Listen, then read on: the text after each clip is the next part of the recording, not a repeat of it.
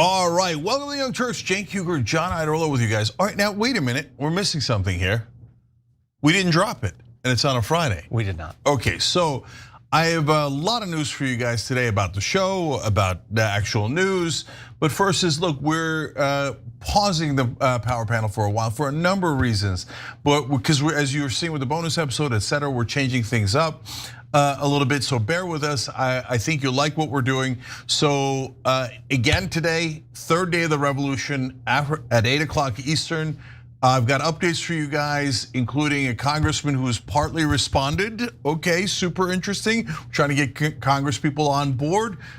God, if this works in any way, shape, or form. So make sure you stay around for 8 o'clock. That's for everybody, thanks to the generosity of our members. And after that, interview tonight at 8:30 p.m., Lieutenant Colonel Aguilar, who's the whistleblower against the so-called Gaza Humanitarian Foundation. Those are the people that were kind of feeding, kind of killing the Palestinians. And he's gonna be on air with us.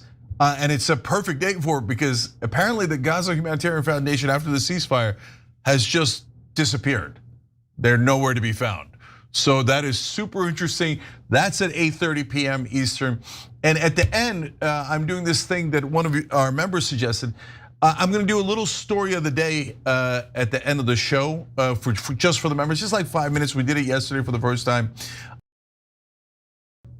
Now with a story of the day for you guys anyway, because I want John to hear this, okay? And then we'll get to the news. Oh my God, we've got the ceasefire. By the way, today is like anti-America First Day, but like, it really is. Yeah, but Trump's doing it, right? Trump's like, no, I don't want America first, okay? Yeah. Like 3 different stories are like, no, not America first. Super interesting. Okay, so here's the quick story. So I'm in LA today and I'm actually we were on the morning meeting figuring out what to put on the show. And some guy goes, oh my God, Cenk, I love the show. You guys amazing, I can't believe I ran into you. And I'm like, oh, well, great to meet you and stuff. And he's like, all right, I gotta go. Damage report's coming on. literally. He's like, yeah, I think he messaged us actually. Oh, really? Somebody said something about meeting you. Actually. Yeah. Deontay. Yes, that sounds familiar, yeah. No, but it was great. I loved this so much. It was great.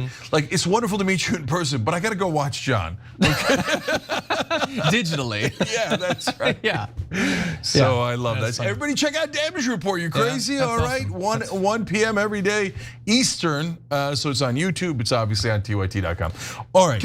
Can I very briefly mention meeting a fan over the weekend actually? Because sometimes you meet fans in the weirdest places. So I had taken my mom, my wife, and my daughter. We go to a pumpkin patch. You know, it's Halloween. It's one of the things I look forward to. It's so fun. This is our 3rd time, but she's now like she can run around. She sort of knows what's going on. So she's loving this petting zoo or whatever. We finally leave the petting zoo, and right next to the petting zoo, there's a little contraption where they have 4 ponies that the kids can get on and they all circle around and people are like walking them. And so like a guy is like walking one of the ponies and he comes around and he locks eyes with me and he goes, and like I was like, did I do something wrong? And then I realized he knew who I was. And like he clearly wanted to come talk to me, but he had to keep walking with the pony.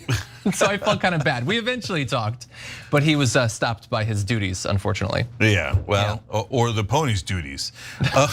There was a bit of that. All right, anyways, all right, let's get to the important stuff. Okay, I just did. That was the importance. Also, there's a We don't mean to beat a dead pony or a live pony. Okay. No more. Okay, let's jump into this now. Today, the ceasefire in Gaza has apparently finally gone into effect after both Israel and Hamas agreed to phase 1 of the peace plan outlined by the Trump administration. That's good. That's all good, but there was a little wrinkle, and we've all been waiting for the wrinkles, possible developments that could upset this entire thing, and I feel sure that those are gonna happen probably over the weekend, but it's not that. Deal's not off, but previously Trump had been very clear that under no circumstances are American soldiers gonna be deployed on the ground in the Middle East. And that didn't even last 1 year because now 200 American troops are being sent to Israel. So yesterday, not going to the Middle East. Today, Israel, but not Gaza. So don't worry, they're not gonna go hunting down Hamas as of today anyway. But American officials said that the US Central Command, led by Admiral Brad Cooper, will establish a civil military coordination center in Israel to provide security and humanitarian support. The goal of that center will be to establish a hub for military, political, and aid experts to help coordinate everything from humanitarian assistance to security support and the execution of the ceasefire agreement. And there's a couple interesting things about that. First of all, so could we not have been involved in all of this humanitarian stuff before? Why only now? That seems a little bit strange. Also, I'm gonna explain that one. Thank you, that's helpful. 200 soldiers, but they're not going in. No guns, no combat, just in this big fancy building for aid. And I hope that that is the case. They're apparently gonna be mostly military planners and specialists in logistics, security, and other support fields. So, it's not Black Hawk helicopters flying over Gaza or anything. That remains just a thing of American cities for now. But they are gonna be there. And that feels like kind of a line being crossed. What do you think?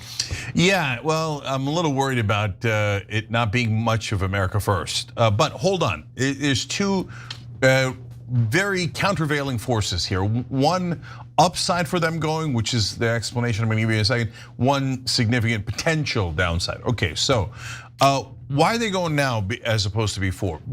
I believe they're going to coordinate with the Arab countries who might be helping to run Gaza. Before, there were no Arab countries running Gaza, so they didn't need coordination. But wait a minute, why do they need Americans to coordinate those countries? Because those countries rightfully don't trust Israel at all. So if they had to just coordinate with Israel, they'd be like, all right, do we all need pagers? What do we need? Like, when are we gonna get murdered, right? So they kind of need the Americans as a buffer to say, hey, don't worry, the Israelis are not going to surprise murder you. And instead you can coordinate with us. And we actually are trying to make this peace deal happen. So if that is the reason why they're going, then at least that's an excellent reason. And I could see why, all right, I don't like it. I don't want ground troops at all. Yeah. Okay, but okay, I can see at least the rationale. Now, the downsides. Number one, the minute you start ground troops, you know what happens. Well, they're unarmed, they're advisors. Oh, well, they're armed. Well, there was 200, now there's 2,000. Once you get to 2,000, it's over. Then 20,000, 200,000, and off we go. So that's problem number one. Problem number two is they better come home alive. Because the problem with Israel is the Hamas and the Palestinians killed some American troops that were sitting right next to Mossad's headquarters. And now you all Americans must hate the Arabs and kill them all and give us their land, right? So I'm super worried about that because if any of them are harmed, 1,000% that no matter who did it, Israel's gonna say it was the Palestinians, right? And would I believe them? No, absolutely not. They've done nothing but lie, right? So I'm super worried about that. By the way, I'll say something, and I don't care what anybody thinks of it. Trump's gonna go to Israel, he better come back home alive. So I don't want to hear anything about, the dirty Arabs did it, the violent, horrible, monstrous Palestinians did it, right? Because he made Israel sign this peace deal. This peace deal, as we've talked about, has upsides and downsides, right? But Netanyahu didn't want to do it. Now Trump is going over there. There's going to be no excuses. And that's to flip MAGA to be in support. Look, I think that's a couple steps too far, but it's an exciting premise. No. Look, very, very, very unlikely. That would be the most mental thing in the world, right? But if you're saying, well, Cenk, how dare you? Israel would never even think of, come on, guys. Really, after this late date, Israel would never think of an underhanded tactic to drive America into further war on their behalf? Okay, well, if you're in that camp and you still think Israel's has rainbows and unicorns shooting out of its ass, that's okay, then I can't help you, right? But I think they're one of the most nefarious governments, this current government, on planet Earth and maybe in my lifetime. So, and if they don't get that all the troops, Trump, everybody has to come back home safe, oh my God, the fury would be unparalleled. Yeah. So I'm just saying. That's small world, because I also, in my big rant about this yesterday, I also made reference to unicorns. But in any event, let's move forward to how this is gonna play out, sort of what the timeline is, how we expect this to proceed. So maybe miraculously, I guess shockingly, at least to me, we've made it a couple days into this ceasefire, and thus far it hasn't been, I was gonna say it hasn't been violated. Obviously, Israel has continued to bomb the region, but it hasn't been violated to the extent that it's been scrapped. It's still going on, and that is good. The living hostages, the Israeli hostages, are expected to be returned to Israel by midday on Monday, and Israel has now published a list of the names of 250 Palestinian prisoners it will release after the hostages are returned. Hamas is currently pushing for more to be released. There had previously been references to nearly 2,000. I don't know what's happened to that. Perhaps they'll still do that. But while that's going on, in theory, the Palestinian people who have been very strategically herded into the extreme south of Gaza now theoretically can return to some portions of Gaza that have been denied to them. And I think we actually have a little video in regards to that. A journey very few could have imagined even days ago. Now thousands of Palestinians start on the road home to Gaza City. There may be very little when they get there, but this is the beginning of what they hope will be an end to the destruction and devastation of the last 2 years. Just hours before the ceasefire began, clouds of smoke filled the air early this morning. Both Israelis and Palestinians alike rejoiced when the deal was announced. But in Gaza much earlier today, some of the 2 million people displaced have to now see it to believe it.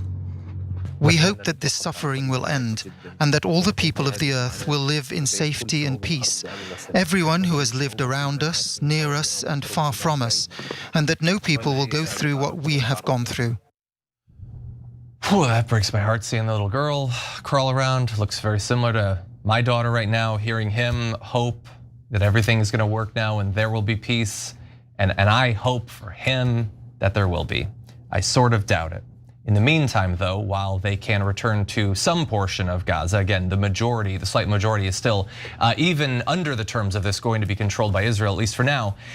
What are they returning to? I made reference to this late last week. Most of Gaza has been bombed into nothing. And you're seeing right there sort of satellite mapping of the nearly 200,000 buildings in the Gaza Strip that have been damaged since the start of the war. 74% of buildings have likely been damaged since October 7th. So that's obviously homes, stores, the places one might work, hospitals, schools, a lot of that intentionally. And so what are you returning to? And like hopefully now some of the aid will come in, there will be food, which will be good since hundreds and hundreds of people have been intentionally starved. That's an improvement, but like long term, what's the answer? I haven't heard in any of this commitments to rebuild infrastructure or homes by Israel after destroying them. Now my plan, maybe this is radical, I certainly haven't heard anybody talk about this. I think every single cent that we formerly would be providing to Israel for more bombs should instead be routed to Gaza for infrastructure, homes, medicine, food, rebuilding the hospitals, the schools, all that. All that money should be diverted from now until God knows when. And as uncomfortable as I am about US troops being in the region, and I fear that were they to step foot in Gaza, something would happen that would escalate it all. I also think that there's a case to be made that their presence in there might be one of the only things long term that will stop Israel from bombing that area, knowing that in theory, were they to kill US troops, that would probably be a problem for them. Now, in the past, they've killed American civilians, outside of settlements and things like that, and they haven't gotten much trouble for that, activists, media. So maybe it's sort of a fool's dream that even the soldiers being killed would be enough. But in any event, as of right now, people are returning, but I don't know to what. I suppose a tent city set up in a different part of Gaza. Okay, so they've killed 9 Americans since 2022. Both the Biden administration and the Trump administration have said nothing. Like, oh, we regret it, we'll look into it. They haven't looked into it, no one cares. Israel can even murder Americans like the Israeli settlers do, the IDF does. They shot a Palestinian American journalist in the neck, and there was no consequence at all. She was the most famous journalist in Palestine. She was an American citizen. They murdered her with a sniper shot from hundreds of yards away, and America was like, oh, how much money would you like? Okay, And so no accountability at all. I mean, they attacked the USS Liberty. They attacked one of our ships. Now, that was a long time ago. But what's weird about that is like, if you say that, people in mainstream media go, that's anti-Semitic. But wait, did they? Yeah, they're like, yeah, of course they did. So history is, and facts and truth are anti-Semitic. I don't think you realize what you're saying. Like, that's a terrible thing to say about actually Jewish Americans, right? That's not about them, it's about Israel. The Jewish Americans didn't attack America. Israel attacked America. But that's just an example of all the things they've gotten away with. So if you're new to this, or you used to watch cable news, which is otherwise known as Israeli propaganda, like you might be like, oh my God, are you allowed to say this about Israel? Yeah. It's like, oh my God, are you saying that Israel could actually harm Americans to get something they want? Bruv, okay. I mean, like, this is now, and they hate this, that now the internet knows all of this, right? And they're like, shh, anti-Semitism, Trump.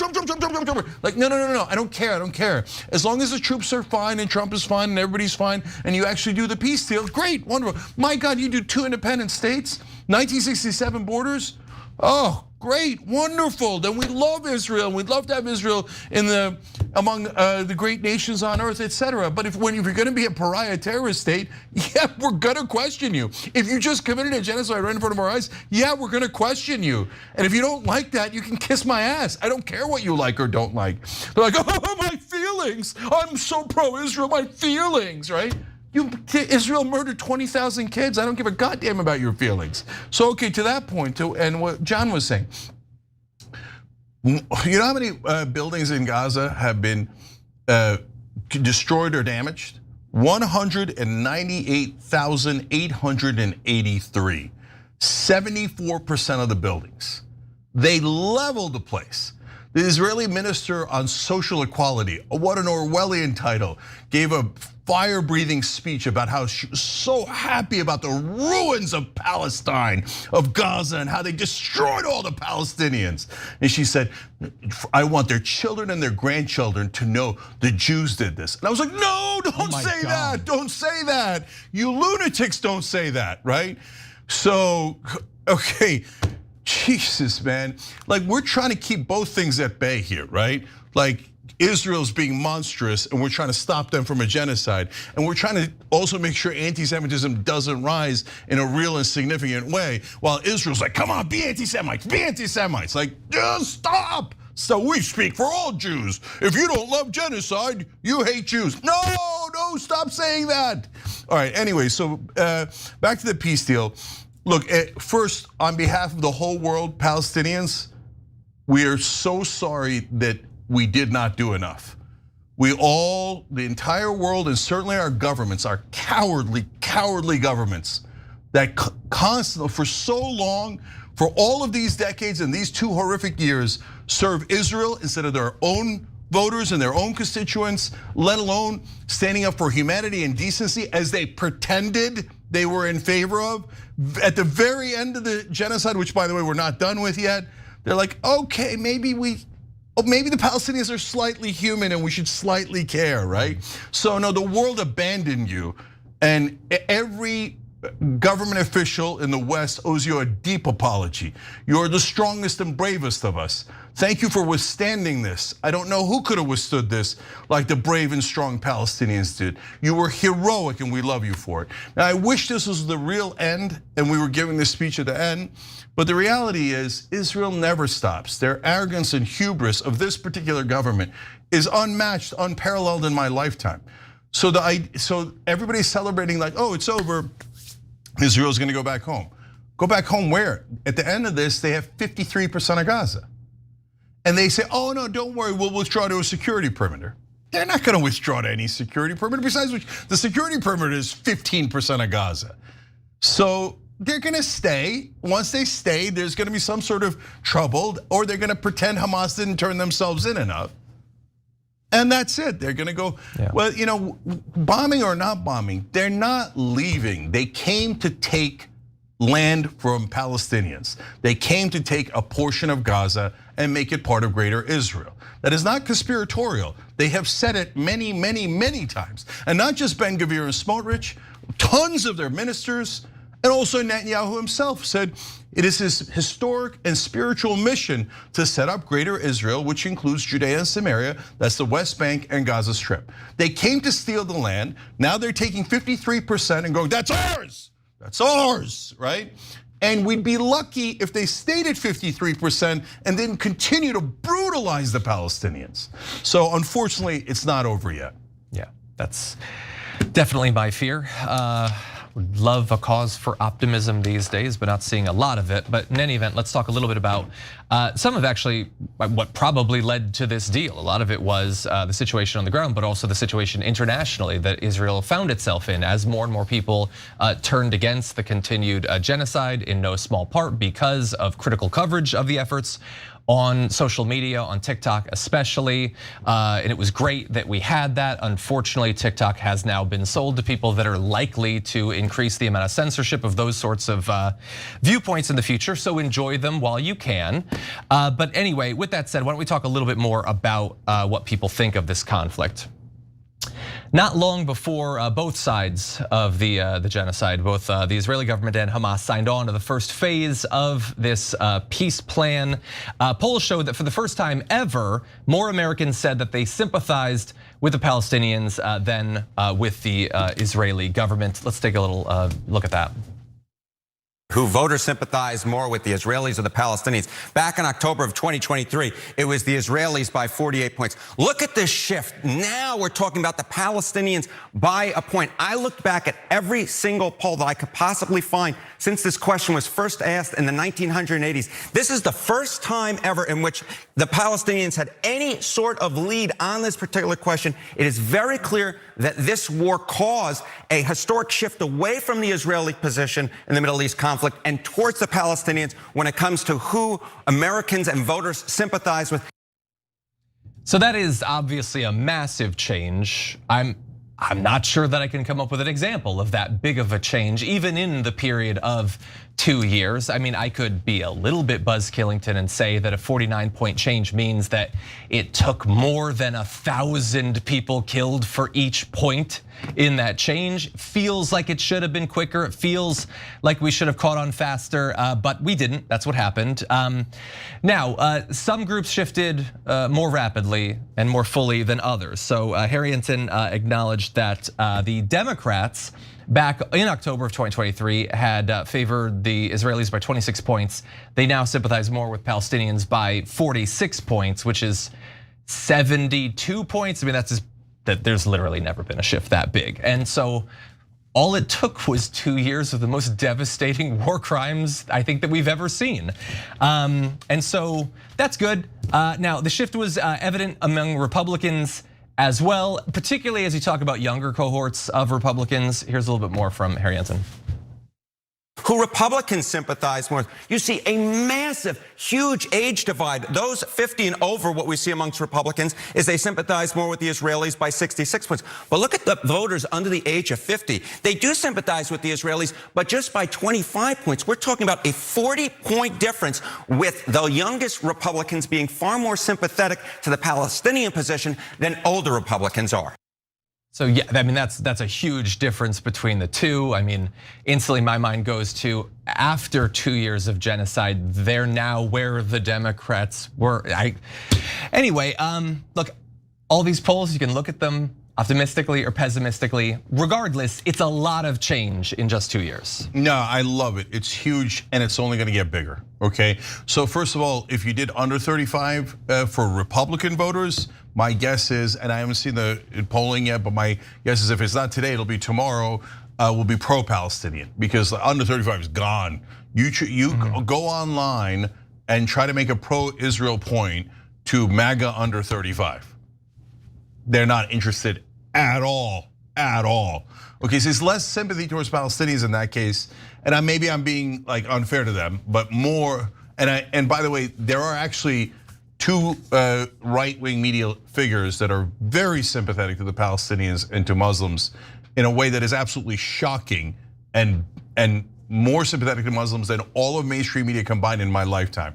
Those two are Tucker Carlson and Candace Owens. So sorry if that hurts your feelings, but it's a fact. they've said it over and over again. They treat Muslims as human beings. They're saying, why are we paying for the murder of these kids? That kind of sympathy, I have seen zero from mainstream media, none.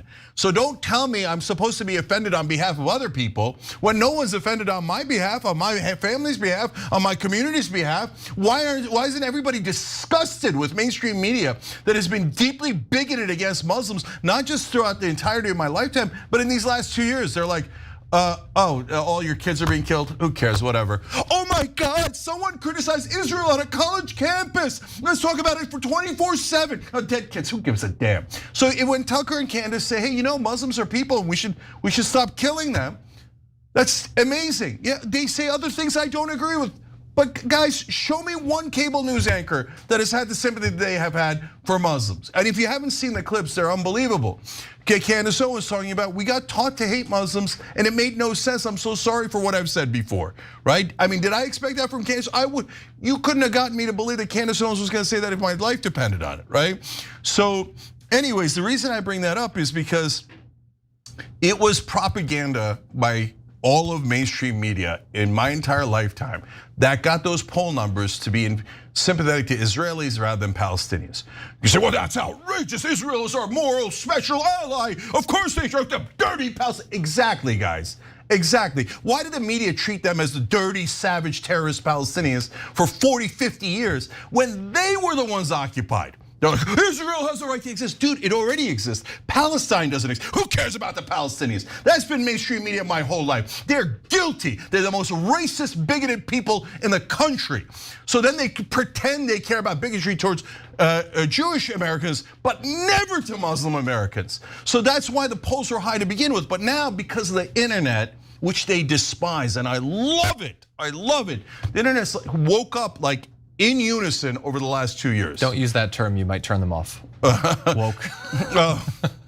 But it is an awakening, it is, right? It is. Not having to do with anything woke, etc., from the past, where, especially in the last 6 months, and one of the things that's aggravating, especially the young right wing, is, wait a minute, you're telling me 90% of Congress gets money from the Israeli lobbies, the different PACs that support Israel, and they all vote for Israel no matter what, and they all give away our money to Israel. Remember, this is the right wing, and we've already given them $310 billion, and we owe them, and the entire media and all the politicians say, no, go back to work. You owe Israel more.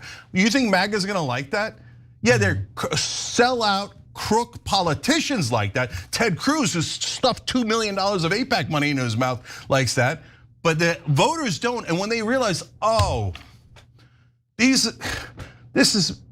I've been like tricked by the mainstream media I loathe, right? And some of our scum politicians into hating Muslims on behalf of Israel. That's it, the support for Israel's gone, and I'm here for it.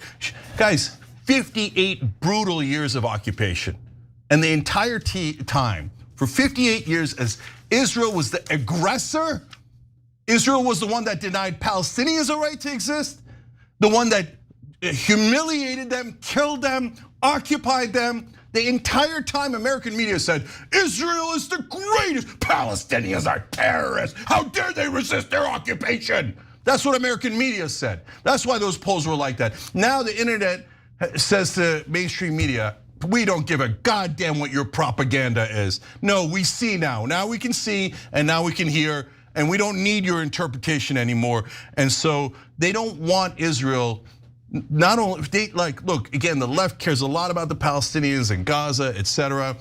The right, it's a mixed bag. It's a mixed bag. Like I just told you, some of them actually care. They're like, oh my God, Muslims are human, right? That's amazing. Some of them don't care about that so much, but they do care that America is not controlled by a foreign government. And if you think that the Israeli lobby in America that gave 90% of Congress billions of dollars didn't affect our politicians, no, literally no one can believe that unless they're the most naive person in the world, they're blinded by bias, or they're mainstream media reporters scared to death of having their career ruined if they criticize Israel. That's the reality. So these numbers are only going to get higher for sympathy towards the Palestinians and no sympathy for Israel, because honestly, these oppressors, and it's not just this government. I know a lot of people get emotional. Oh, no, Netanyahu's fine, but don't ever criticize Israel from this. But were they occupying the Palestinians for 2 years or 58 years? Yeah. The occupation has always been abhorrent and totally, utterly unacceptable. And last thing, utterly racist. Now those Palestinians can't govern themselves. They're all terrorists. You're trying to kill all the Jews. You're the ones killing them. They're not the ones killing. Oh, they killed 2 or 3 of us, so we had to kill hundreds of thousands of them. No. Israel is not the victim. The only reason why you might think that is either extreme bias or you got brainwashed by mainstream media into making you think the overwhelming aggressor in the area is somehow the victim. So I love to see America waking up. Yeah. Well, we're gonna take a break. When we come back, we have more peace to discuss after this.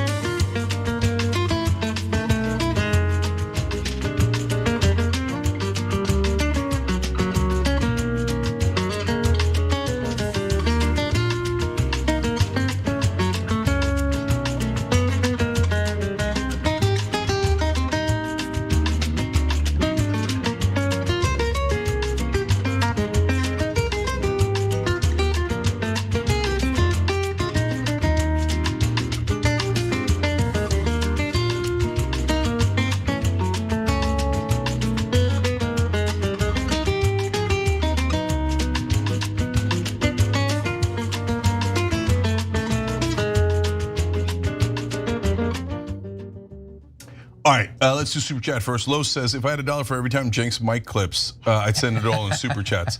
Well, you just sent 5, so it must happen at least 5 times. So that's me yelling and screaming. Sorry, guys. Deontay Allen, there's Deontay. Hey, Deontay. Wrote in, I missed the commitment time to one of my stops by 2 minutes. It was totally worth it meeting and shaking hands with you, Cenk.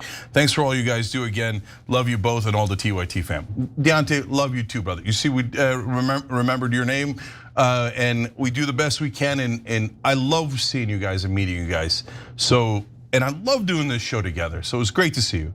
Super Platinum Man says, hey Cenk, I saw an old video of Tim Pool claiming that you confronted him around 2017 about his right-wing turn. He was upset because he was engaging in the Dave Rubin scam.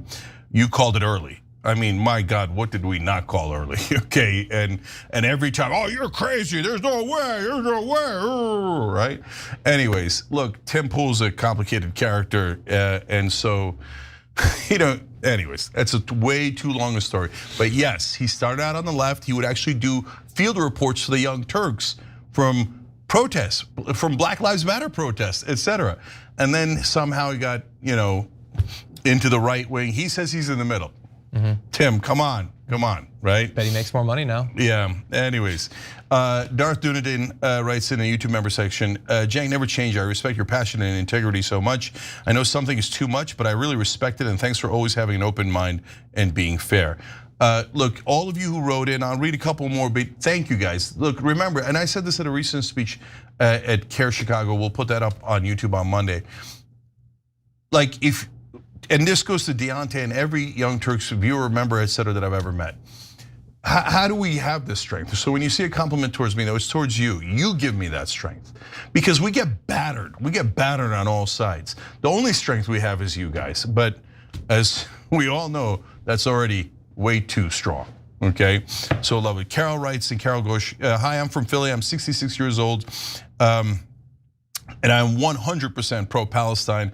I hope the ceasefire holds and we stop the madness and the slaughter. Thank you, Carol. Tyrone Valentine, Cenk, you truly are a tower of strength, truth, facts as usual. Thank goodness that you and Anna are here, as well as John and everyone else at TYT. Absolutely, thank you. We appreciate you and everyone else, all of our producers, editors, everyone here at TYT. Frost King says, optimism is all we can have in this situation. You know me, I love optimism. Brenda Jones says, Cenk, I love the show last night. Thank you for all your enthusiasm, you're an inspiration. Guys, the show tonight, we're starting to make some progress. So make sure you stick around for 8 o'clock, day 3 of the revolution. David Rodriguez says, it smells like another USS Liberty. Hold on, they haven't done anything yet. So I hear you. I mentioned the USS Liberty, but nothing has happened yet. And then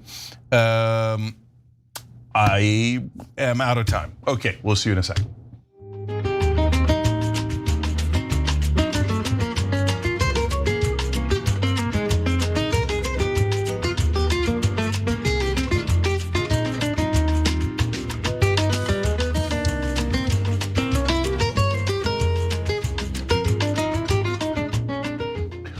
All right, back on TYT, Jake, John, and Jacob Steiger. Jacob, thanks for joining by hitting that join button on YouTube. We really appreciate it. John. Okay, let's jump into some more fun. This is the most deserved Nobel Peace Prize recipient in the history of the world, President Donald Trump. I think that he deserves the Nobel Peace Prize. I want to present to you, Mr. President, the letter I sent to the Nobel Prize Committee. It's nominating you for the Peace Prize, which is well deserved, and you should get it. Mike Johnson got on Twitter this week and proclaimed that Donald Trump should be given the Nobel Peace Prize for unleashing American troops against his own people. I wasn't expecting the surprise Farron appearance. I enjoyed that. But all those accolades and endorsements from all these different world leaders didn't end up actually getting him the Nobel Peace Prize. Try again next year, I suppose, President Trump. But he didn't end up getting it.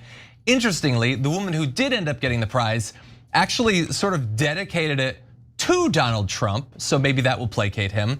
And we're gonna give you a lot of details about her, about why it is that she won it, and also how she's connected to some of what we've been seeing developing politically and militarily between the United States and Venezuela. But first, Jake, what was your initial reaction when the news broke? It's not gonna be Trump, at least this year. The horror, the horror. Okay, guys, he hasn't done anything yet. First of all, they voted before this Gaza peace deal. Second of all, the Gaza peace deal isn't even in effect yet. The hostages haven't been returned. Israel's probably gonna violate it within a couple of days. So here's what I've been saying all along, John, which is if he actually gets a two-state solution, no, I'm gonna aggressively lobby for him to get the Nobel Peace Prize. I'd even chip into a GoFundMe to build a statue, okay? Two-state solution. It hasn't happened my whole life. We could fight him on everything else, but has that happened? Bring it down. That has not happened at all, right? So, yeah. But wait till you find out who actually did win it.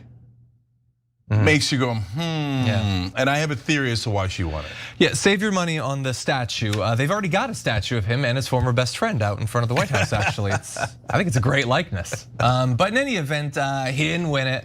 The woman who did is Maria Corina Machado. She's the opposition leader in Venezuela, and obviously well known to the sort of people who choose the Nobel Peace Prize and all of that.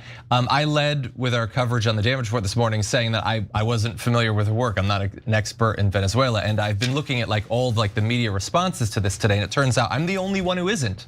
Everybody's deeply familiar with all of this, it seems. Isn't that weird how the media works out? But in any event, we're gonna go over some of the facts so that you do know what she has done. According to Amy Goodman of Democracy Now!, Machado has been considered an ally of the United States for years now. She was actually nominated for the prize by Florida Republicans, interestingly enough, including Secretary of State Marco Rubio, which I feel like could lead to some awkward conversations. In 2024, she actually tried to run for president against Nicolas Maduro, but the government stepped in and stopped her from running, claiming that she was corrupt and pointing to her support for US sanctions on Venezuela. See, in Venezuela, the government gets involved and messes with the elections. Obviously, that would never happen here. Here's some more information about her. Considered a staunch advocate of free market economics, privatization of state industries, foreign investment, and closer alignment with the US and Western institutions, Machado has openly called for US sanctions on Caracas and regularly lobbies US media and officials for support. And in particular, on that topic of foreign investment, Machado has touted an economic plan to American and other investors, saying that a democratic Venezuela under her movement's control has the potential to generate $1.7 trillion in wealth in 15 years. Some of it might even go to the people of that country. perhaps. In June of this year, she told corporate representatives from America, our message to oil companies is, we want you here, certainly. We want you here not producing crumbs of a couple 100,000 barrels a day. We want you here producing millions of barrels a day. And all of that seems like the sort of thing that America, in terms of foreign policy, has been interested in over the past few decades.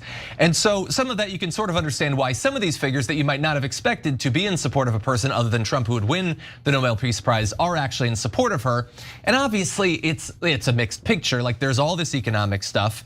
That said, she has stood up to Maduro. Her life has theoretically been on the line, let alone her freedom.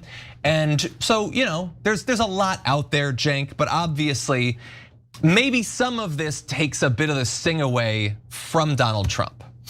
If it plays into some strategy, perhaps, let alone her dedicating it to him. Yeah, I totally agree. So first, when I heard the news that it was a Venezuelan who was opposed to Maduro who won the Peace Prize, I thought, yeah, I can see that. That makes sense. Like, so I'm not a fan of Maduro. I think Maduro is oppressing his own people in a lot of ways. I don't believe he won the last election, but it's so hard to know who's right and who's wrong because does he do massive propaganda? Absolutely. Does the US do massive propaganda? Absolutely. Do I trust mainstream media on what they're reporting on Venezuela? 50-50. Some of it is true and some of it is colored by the fact that, our media, unfortunately, instead of challenging our government, 90% of the time, backs our government. Oh, there's a leak from the Pentagon. Venezuela is super evil, right? I mean, they want the oil. We read you the quote earlier in the week. Richard Grenell, who's negotiating peace for us with Venezuela. I'm like, when did we go to war? Like, we brought in a peace negotiator before we attacked them. At least we started attacking their ships and stuff. But so like, could you have a real worthy Nobel Peace Laureate from Venezuela opposed to Maduro? Absolutely, right? But then you read the details and you're like, she's encouraging the oil companies to take over Venezuela. She seems to be, in a couple of her comments, egging on a coup against Venezuela. That's not peace. Look, I don't know how you get rid of Maduro. And I think that's Venezuela's business, not our business, right? And so if she's fighting back peacefully, Gandhi, Mandela type of thing, great, no problem. That's not the vibe I'm getting, right? And then she thanks Donald Trump profusely and basically like welcoming him, like come to Venezuela. But Trump is killing maybe drug dealers, maybe fishermen, like randos, etc., to try to start a war with Venezuela. So that led me to the same conclusion that you were hinting at there, John. This seems like a compromise. Like we don't want to anger America so much, and they want someone who likes war to win the Peace Prize.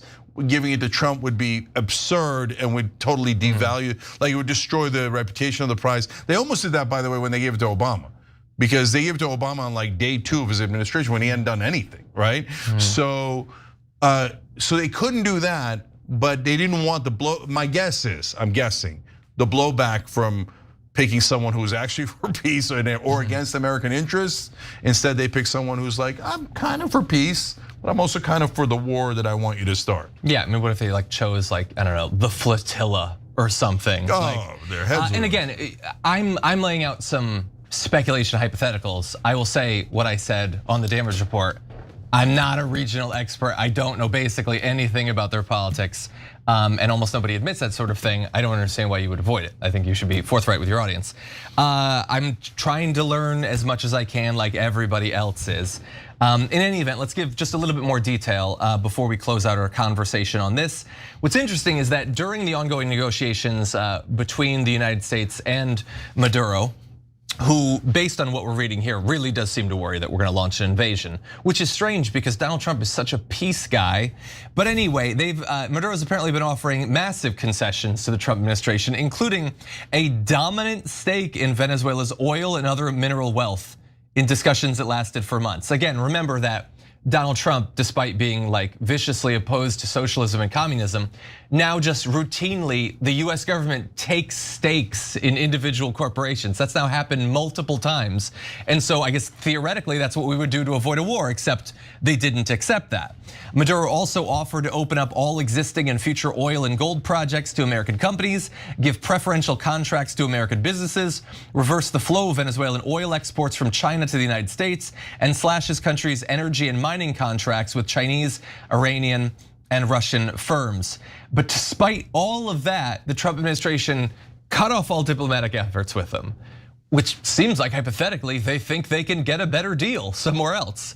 And that is already, I mean, that is a massive series of concessions. Like a case to be made that Venezuela would effectively be a client state of the United States after that. And that was not enough for the Trump administration. And so who apparently is leading the way on moving away from diplomacy and to theoretically some sort of military conflict?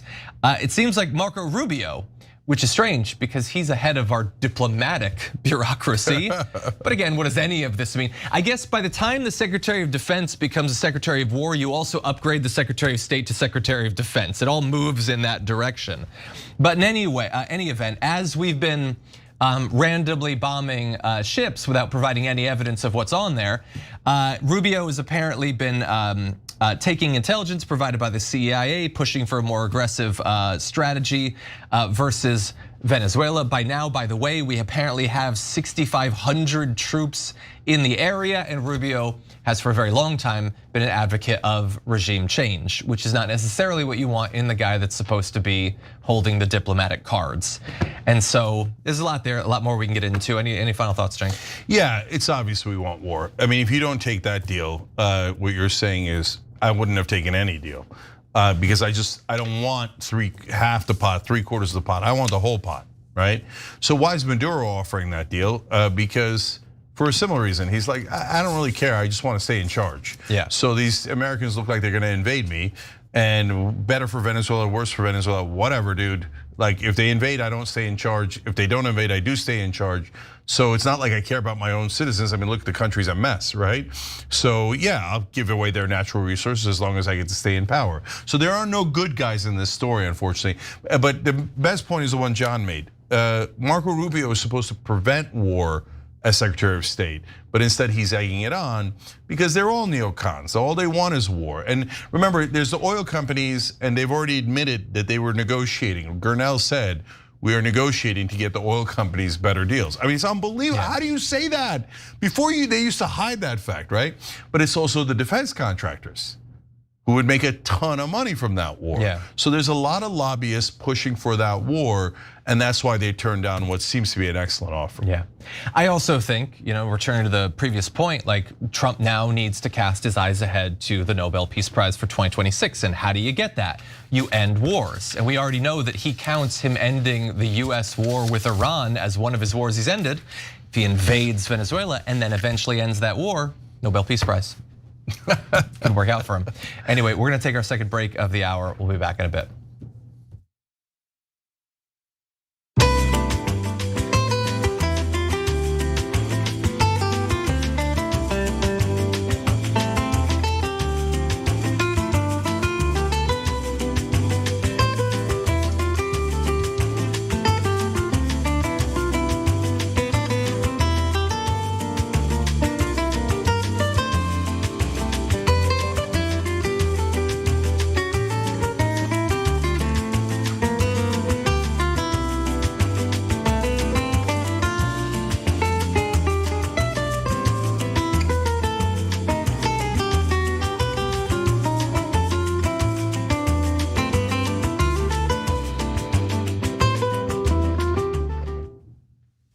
All right, let's go to our members at tyt.com. Mama T222 wrote in, 222, no. Hi, Cenk. I was happy last night when you said you chose to start this current effort with Mark Pocan. I live in his district and sent a message through his website as I was watching. Looking forward to hearing about his response tonight. Okay, so you're not the only one who wrote in about that. Pocan's a great guy. That's why we started with him. So if you're confused as to what we mean by that, that's okay. Tune in at 8 o'clock tonight, or just stay here and you'll see. As the Most Prophet wrote in a couple times, Well, this is awkward reading all these, but all right. Thank you, brother. I'm gonna read it anyway. Cenk, you're a big brother that every guy wished they had. You support people and help them come up. Even if they backstab you. But I appreciate your big heart and you always keep giving. The most loving person in media. I'm not saying it, the people are saying it. Okay, that's funny at that. Okay, look, you guys are way, way too kind, but I appreciate you. But look, why do I even exist? Okay, what I mean by that is, why do we have this show? Why do you guys watch it? Why is it a thing in media? If I said nonsense that no one liked, then we wouldn't have gotten any audience. The only reason I have any degree of influence or power, strength, whatever it might be, all these great things you're gonna say, is because you guys are behind me. So I am representing your open hearts, your open minds, and I'm trying my best to do that, and I often fail at it.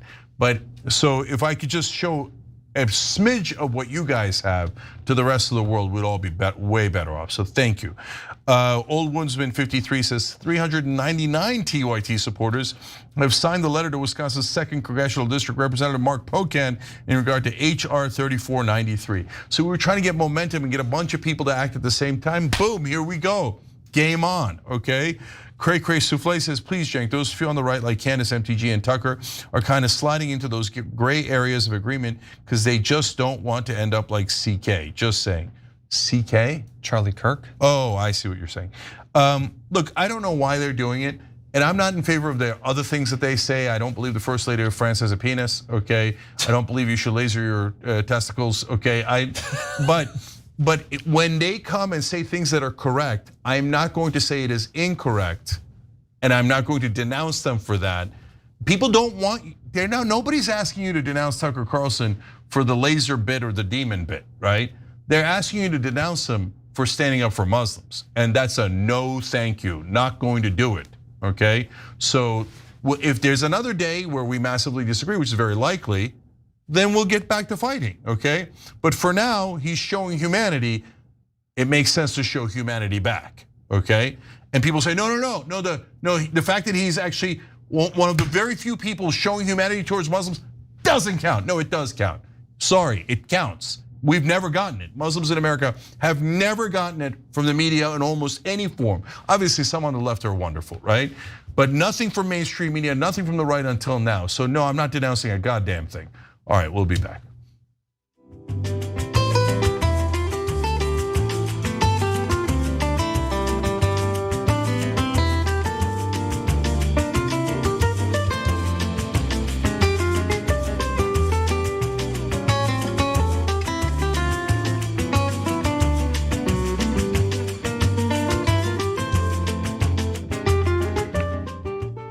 All right, back on TYT, Cenk, John, and Iriam Rivera. Iriam, thanks for hitting that join button below. You're awesome, we appreciate it.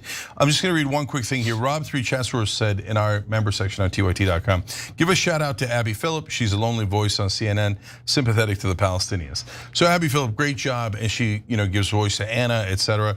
But I'm just gonna note for the record, not having anything to do with her, not a single cable news anchor has called it a genocide. Not a single cable news anchor has opened up a debate on whether we should continue to fund Israel. It's not stunning because we all know they're in the tank for Israel. But it proves it. It proves not one, there's no diversity of thought at all. Like not one of them thought, oh my God, the Palestinians, we really should stop sending money to slaughter them. Not one thought that. No, you trope, get the hell out of here. No, I feel like people planted tropes as like landmines. So if you criticize Israel in any way, oh, that's a trope, okay? No, so stay with your tropes. So how about tropes for Muslims? Can I get a trope? Can I get a trope? Okay, here's a trope, Muslims are violent. Muslims are terrorists. Oh, okay, every cable news anchor totally guilty, 100% guilty, every single time, right? Where's my trope? Oh no, you don't count, Only Israelis and people who like Israel count. Well, okay, well then kiss my ass. Well, oh, I'm supposed to care about you because you love Israel so much, but you don't have to care about me? You don't have to care about all those dead people? No. So off you go with your tropes. Anyway, go ahead. That comment about Abby Phillip set you off.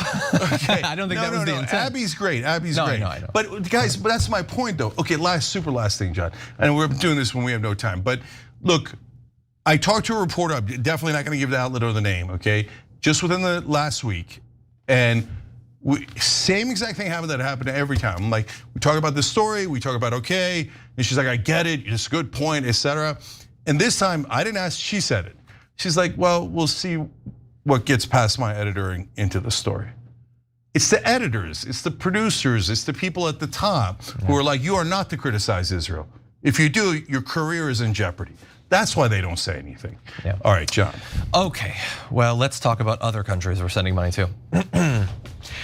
The Trump administration is apparently going ahead with a $20 billion bailout for the country of Argentina, which is very good news for a number of massive investors like BlackRock. We'll detail some others as well. But if you talk to the Trump administration, which has branded itself as being America first and has told us all year, there's no money for you, there's no money for your family or for your future. Suddenly your birthright can be packaged up and sent off to Argentina. No foreign aid, except if one of our allies needs a massive amount of money. And so they say it's not a bailout, they're pitching it in a different way. It doesn't seem particularly America first. Cenk, what do you think? Yeah, so all of a sudden we're allowed to help other countries as long as what? They kiss Donald Trump's ass. So wait till you see how often Argentina goes bankrupt and the potential disaster we're headed towards. Yeah, we'll kiss his ass and also provide a possible healthy return on investment for some of the people who've put Donald Trump in office. It's always the money.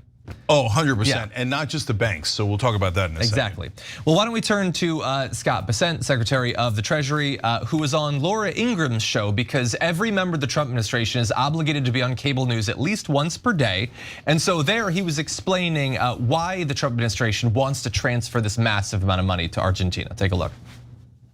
Explain to our viewers what is going on with Argentina, because the US Treasury today directly purchased Argentine pesos and finalized this $20 billion currency swap framework with Argentina's central bank. So the intent, I guess, is to provide assistance from the Latin American country's economic turmoil. It's clear how Argentina benefits from this deal. What do we get out of it?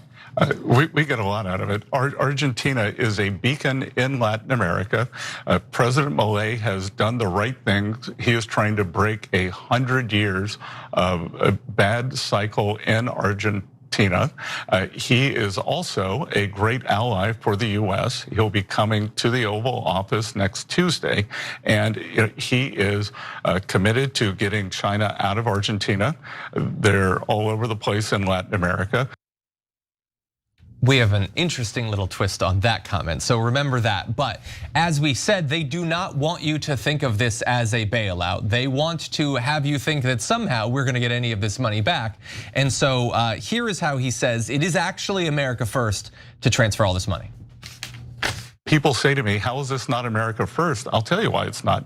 Do you want to be shooting at more gunboats like in Venezuela? We do not want a failed state. So this isn't a bailout? Sorry, it's not a bailout at all. There's no money being transferred. The ESF has never lost money. It's not going to lose money here. I was in the investment business, mostly currencies, for 40 years. You're supposed to buy low, sell high, and the Argentine peso is undervalued. We're going to have an election in Argentina the 26th of this month. We think President Milei will do quite well. Argentina is rich in rare earths and rich in uranium, and I think they are committed to US private companies coming in and being good partners with them. He gives a little smile at the end there because, of course, the PR part is explaining how it's somehow America first to do that. But the whole point of it, of course, is that the corporations will do well. It's like when they give massive tax cuts to the billionaires. And the money goes to the billionaires, that happens. And they tell you, well, it'll trickle down. Doesn't matter to them if that ever happens. They got their money. In this case, the corporations are gonna get their money. Will it help out America? Maybe, we'll see, we'll roll the dice, find out in a few years. But the corporations always get paid. They get paid first. And so that includes investment firms that are heavily invested in Argentina, like BlackRock, Fidelity, PIMCO, Stanley Druckenmiller, Robert Citron have worked with Bessent actually when he was an investor for George Soros, which was the most interesting little tidbit in this story. And so look, there's a lot of different investors that hypothetically want Argentina to be stabilized, and they like this guy. They talk about it being a thing that's supposed to benefit the country, but they really do seem focused on this dude he's on CPAC stages with Donald Trump, with Elon Musk and all that. They've always liked this particular guy. And so we can talk more about the bailout, Cenk, but I want to give you a chance to jump in and talk about some of the substance. Yeah, I mean, he just told you all of it, right? He said, oh, they're gonna be open for business. This is gonna be have US companies do really well. We're gonna kick out China. What that means is we're gonna kick out Chinese companies and put in, by the way, US companies. They're not actually US companies. They're all multinational corporations. Their owners are stockholders from all across the world. Their executives are actually from all across the world. They just pretend to be US companies by, oh, we're based in the US. So what? How does that help the average American? It doesn't help at all. Oh no, like an ExxonMobil, what a great American company. So that's why they extract the oil from America, for example. We're the #1 oil producer, and they only sell it in, oh no, I'm finding out, no, they sell it all across the world, and they don't care. And they're like, oh, we need energy independence. What is that? That's not a thing, right? Because ExxonMobil is not part of the US government. They sell the oil everywhere. It's about making more money for the companies. And Bessent just described it to you very, very, very clearly. He didn't say anything about the American people. He just said the bankers are gonna get paid, the other companies are gonna come in and they're gonna get paid. And the whole point of Scott Bessent is to not represent the American people, but to represent the corporate world. And that's what the Treasury Secretary has been my whole lifetime. The Treasury Secretary is supposed to look out for us and be a steward of taxpayer money.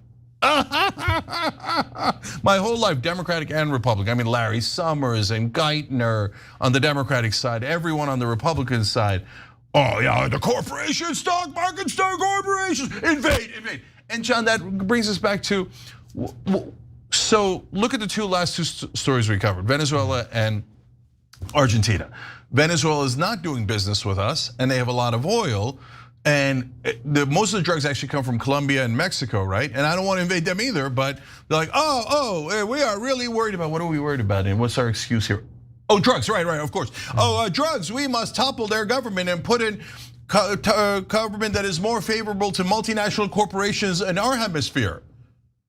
And oh, Argentina, we don't need to topple you because you're already kissing our ass. Then here's a free $20 billion for you. Now you're gonna have to pay it back. And by the way, so are they going to pay it back? Argentina has declared bankruptcy 5 different times. And that's Trump levels. Exactly, John. You took the words right out of my mouth. I was gonna say, they're kind of the Trump of the world in terms of countries. Like they never pay their debts. They used to be really wealthy. In the early 1900s, they were actually one of the wealthiest nations. They lost everything 5 different times. I mean, they are like, no wonder he likes them. And then they elected a guy who might be even more clownish than Trump. Like, so Trump's like, oh my God, they love to go bankrupt and they do dirty deals with companies and they got a madman as their president. I love these guys. Give them $20 billion, right? And probably get a Trump Tower out of it. So, probably. And guys, you all know this is no part of this is in any way America first. In fact, we have a poll about it on tyt.com. If you had to pick which you prefer, America first or Trump's current foreign policy, which one would it be? America first or Trump? Now I'm saying that because you're like, wait, I'm not sure I want either one of those, right? But right now, those are the 2 choices because Trump has totally abandoned America first. He's like, we're sending troops to Israel. We're giving the Qataris at least a training ground, if not a base in Idaho. We're gonna go and look at that. America First is kicking Trump's ass on a progressive show. Okay, so and we're gonna bail out the Argentinians. We're gonna invade the Venezuelans. When are you going to actually do something that helps us here? Like I got it, the corporations need power in Venezuela and Argentina and all these other places. Okay, how about here? Over here, you're supposed to be president of the United States of America. Yeah. So in that regard, I think it's a disaster. Yeah, and I'll just mention, $20 billion out the door, no debate, no discussion, it's gone. How many cuts did they do earlier this year? Your healthcare, we can't afford to continue these ACA subsidies. You guys got to pay 2, 3, 4 times as much for your health insurance. There's just no money. There's no money, there's money for them. By the way, Trump is now doing those new shutdown mass firings.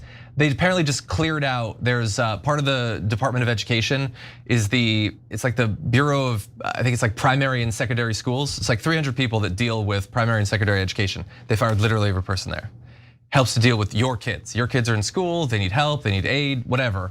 Gone, can't afford it, just can't do it. $20 billion, because it's my ally. I guess, yeah. You know what, that's how it always works here. One last quick thing, guys. So look at how things are played, right? So you got Venezuela that's in economic trouble and Argentina that's in economic trouble.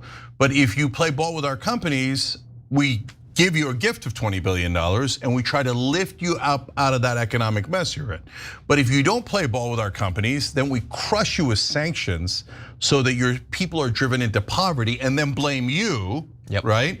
So that you go, oh, well, now I guess you need a revolution. I guess you need a coup so that we could be back in charge. So this is the same old dirty politics we've been playing in Latin America forever and ever and ever. It's just a new and not improved version.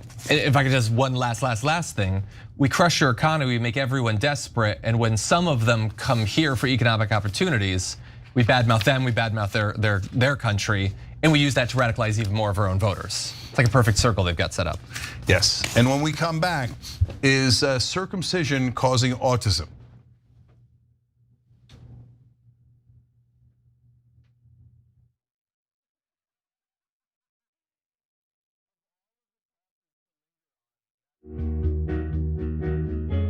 Our audience has given us everything, so we couldn't be more connected. When we first started, people would start giving us directions and say, okay, the mics are too large, move them. Turn them into lav mics. I mean, they were incredible. And then one guy walked in and gave us a really expensive switcher and said, you guys need this, and walked out. Okay, it's amazing.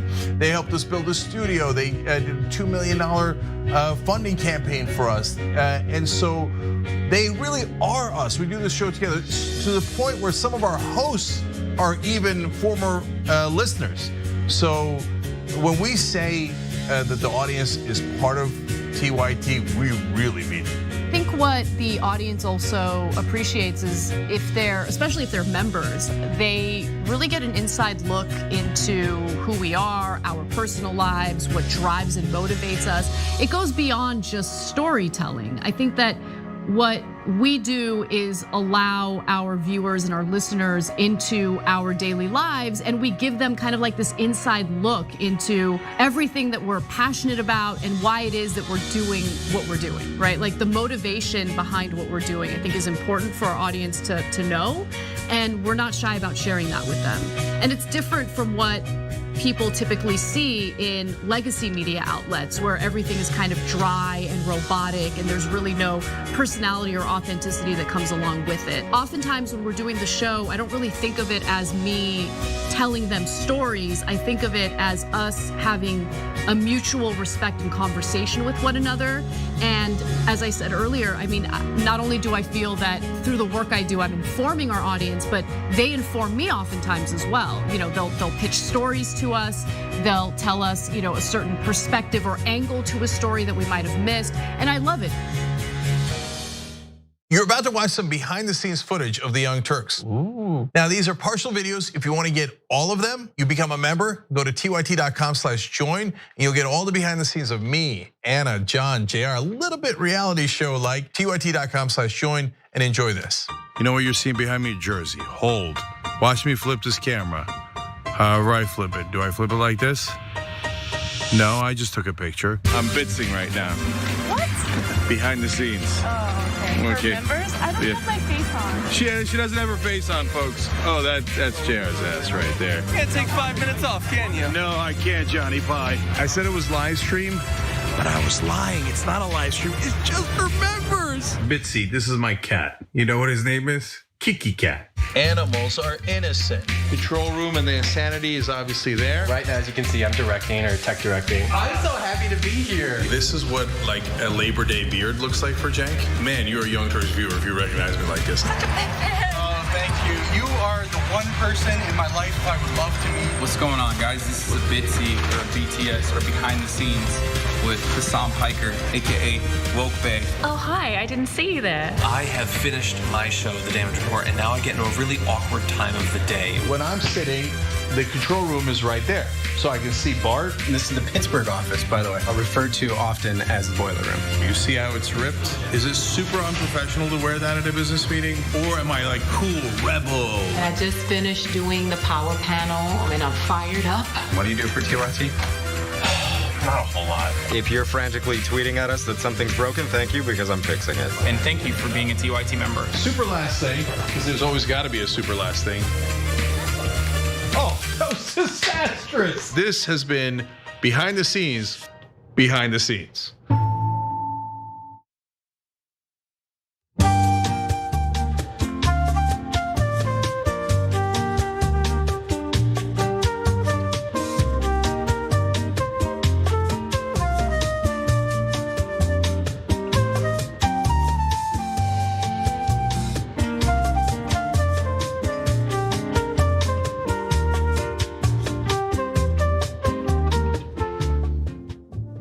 All right, back on TYT, Cenk Uygur, Yasmin Aliyah Khan with you. Yasmin's on Rebel headquarters. She also has her own podcast, Modern Context, so make sure you're checking that out as well.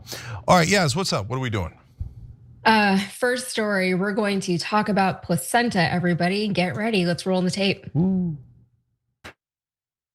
Here, somebody showed me a TikTok video of a pregnant woman at 8 months pregnant. She is an associate professor at the Columbia Medical School. And she is saying F Trump and gobbling Tylenol with her baby in her placenta. Okay, Jesus. The Health and Human Services Secretary, Robert F. Kennedy Jr., clearly doesn't know how pregnancy or like a woman's body works if he thinks that a baby normally lives inside of the placenta. So there was a lot more discussed during this meeting. But Cenk, as you know, like a man or just as a Cenk, what is your initial reaction to what RFK said right there? Here's my reaction as a Cenk. So yesterday we showed the clip of Kristi Noem, Department of Homeland Security chief, and asked about what is habeas corpus, the foundation of Western civilization. She had no idea, none. Gave it the widely incorrect answer. And now here's the head of Health and Human Services and thinks that babies are inside the placenta. I mean, no, there has to be some bare minimum competence in our government. This can't be like a popularity contest and like, oh my God, hey, that homecoming queen is hot, so let's just make her something or other and not care that they don't know anything. So look, we're gonna give you the rest of the story here, but this whole Tylenol, autism, placenta thing is madness. So here's the story. It is madness. It's especially fun for me that these are the people who are governing my body anyway. So during a cabinet meeting yesterday, RFK Jr. was back on his anti-Tylenol high horse, trying to convince the public yet again that Tylenol's active ingredient, acetaminophen, causes autism. But now the plot thickens as it always does. He is now linking that same Tylenol, acetaminophen, circumcision to autism like via Tylenol. Take a look. There's 2 studies that show children who are circumcised early have double the rate of autism. And it's highly likely because they're given Tylenol. So, none of this is positive, but all of it is stuff that we should be paying attention to. Okay, but seriously, like what are they even talking about? Where did any of this even come from? Why are they so obsessed with Tylenol all of a sudden? So one of the studies that he's most likely referring to is a study from the Journal of the Royal Society of Medicine titled Ritual Circumcision and Risk of Autism Spectrum Disorder in 0 to 9-year-old boys. And that's from the National Cohort Study in Denmark. So the study looked at 342,877 boys born between 1994 and 2003. And they found that circumcised boys were more likely than intact boys, that's the word they used, to develop ASD before age 10. And they believe that this is caused by the pain that is associated with the circumcision operation and the negative long-term psychological consequences of that pain. However, if you go to the National Library of Medicine's website, where it lists the study, you will see this little note at the bottom there. It refers people to the letter titled "Circumcision Pain Unlikely to Cause Autism" on page 297. So maybe RFK never made it to page 297. And the authors of that letter, Brian J. Morris and Thomas E. Wiswell, they state that the original study is very flawed and it's purposely looking for an adverse effect of circumcision. So from the National Library of Medicine, they say the authors cite a survey that found pain was high in 4% of infants during 6 weeks post-circumcision. Since the Danish study was about pain, why didn't Frisch and Simonson examine other painful conditions? Well, urinary tract infections are associated with excruciating pain. They are common and very much higher in uncircumcised male infants and boys. If the author's pain hypotheses were correct, then autism spectrum disorder should be associated with urinary tract infections and therefore being uncircumcised. So the science that RFK Jr. is relying on is highly questionable, to say the least, and it's admittedly biased. Trusted medical groups overwhelmingly disagree with his general fear-mongering about Tylenol, and the Society for Maternal Fetal Medicine and the American College of OB-GYNs both endorsed using acetaminophen during pregnancy in September 5 statements. Acetaminophen, Tylenol, is one of the few painkillers that pregnant women are okay to use during their pregnancy. And the funny thing is, RFK Jr. even admitted during the meeting that studies have not proven acetaminophen actually causes autism, but he will, quote, make the proof. It's not dispositive that causes autism. It is so suggestive that anybody who takes this stuff during pregnancy, unless they have to, is irresponsible.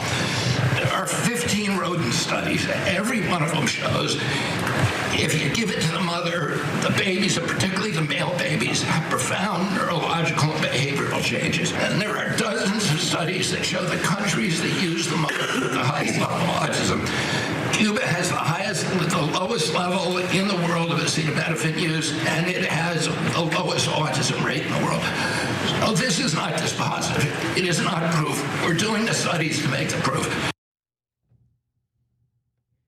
They're doing the studies to make the proof. That's what he said at the end there, in case you missed it. And what was Trump's response?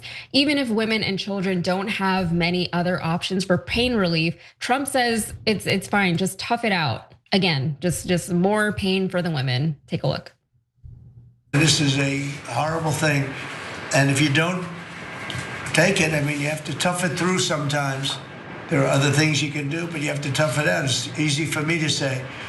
But I think you're going to see numbers that will be it'll be so significantly improved, and maybe fully improved. I mean, there's something there, there's something going on, and we have to address it. So they have managed to blame autism on women. Again, they've managed to make being a woman even more painful for women. And like what stood out to me, Cenk, in the whole time when they're talking about this, when they've decided that they've figured out the cause for autism finally in babies, at no point was there any kind of support offered for these women, right? There was no, just deal with it. Just take the pain and deal with it. There's no talk of like infrastructure and like women's health care and how it is like completely being eroded across the country, especially in states like mine. I live in Texas, and it's very scary, honestly, to be a woman in Texas, especially a woman of birthing age. And I will say that personally. But I do want to kind of refer back to that first clip that we saw when RFK Jr., I know it's kind of hard to understand what he's saying sometimes, so I just want to make sure people get this, but he was talking about a TikTok that he saw, and that's what he decided to bring up in this meeting in front of the press and in front of the president.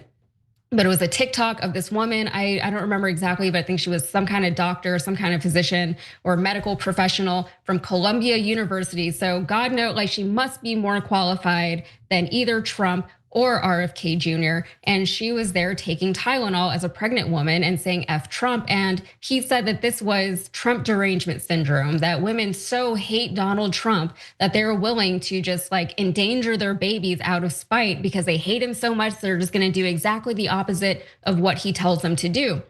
Donald Trump also is not a doctor. right? And he will remind you that. He's like, I'm not a doctor. But in that same press conference, he also said, oh, but you know what? I've studied this stuff a lot, so I know what I'm talking about. I don't know, Cenk, what he means when he says he studies this stuff a lot, because like, what does he, like, is he in a lab? Has he done like hours and hours and hours of research, like years worth of research? What has he done that he's so well versed in this stuff that women who are actually medical professionals should listen to him instead of their own research and their own expertise? I don't know. Yeah, well, first of all, Trump does that all the time. He says, nobody knows more about healthcare than I do. Then he'll come out in his first term after they started discussing a replacement for Obamacare, and Trump came out and said, no one knew that healthcare was this complicated, except we all kind of know. All right, so on this one, guys, it's not like the big drug companies are the most trustworthy folks in the country, right? So we've seen them do plenty of wrong things. First of all, they buy off the government and they won't let us negotiate drug prices. They extend their monopolies for a long time. We saw what they did with OxyContin. They have faulty products. So if you say to me, oh, bow your head and just trust big pharma, I got a hell no on that, right? Now, have those companies at different times throughout history said a lot of dubious things and then eventually been proven wrong? Yes. For example, they used to pretend that cigarettes were good for you. And then, when you were pregnant, they said, oh yeah, you can drink, no problem. Lead was a gigantic problem, but lead was in so many of the products, so they covered that up, right? So it's a slightly different thing, but it affected our health, right? So again, tons of skepticism is warranted. Now, what I was hoping for, and I know I didn't really expect it, a little naive to expect it, but with RFK Jr. kept talking about, oh, debate, I want to debate it, I want to expose this, etc. I was hoping for two things. One is, well, maybe he helps around the, like as he might do damage in other areas, he might help around the edges, like he talks about, all the junk that we put on our food, high fructose corn syrup, et cetera, et cetera. Those are good, that's right, that's true. So, and he started talking about, all the different ways that it's processed food. And then as soon as he got into office, Big Food came in and they're like, yeah, we're gonna need you to shut up about that. And all of a sudden that's it, gone. Nobody's talking about it anymore. So the one kind of like upside he had, the minute he ran into industry, he lost instantly. So now he's going to war against Tylenol because this causes autism, but with no evidence. So why do I think that he's wrong and the drug companies are right? Because doctors over the long run were like, no, cigarettes are not good for you. They're very, very bad for you. And industry was like, no, shut up, shut up. And no, the doctors won and they were right. The doctors said that alcohol while you're pregnant, terrible idea, etc.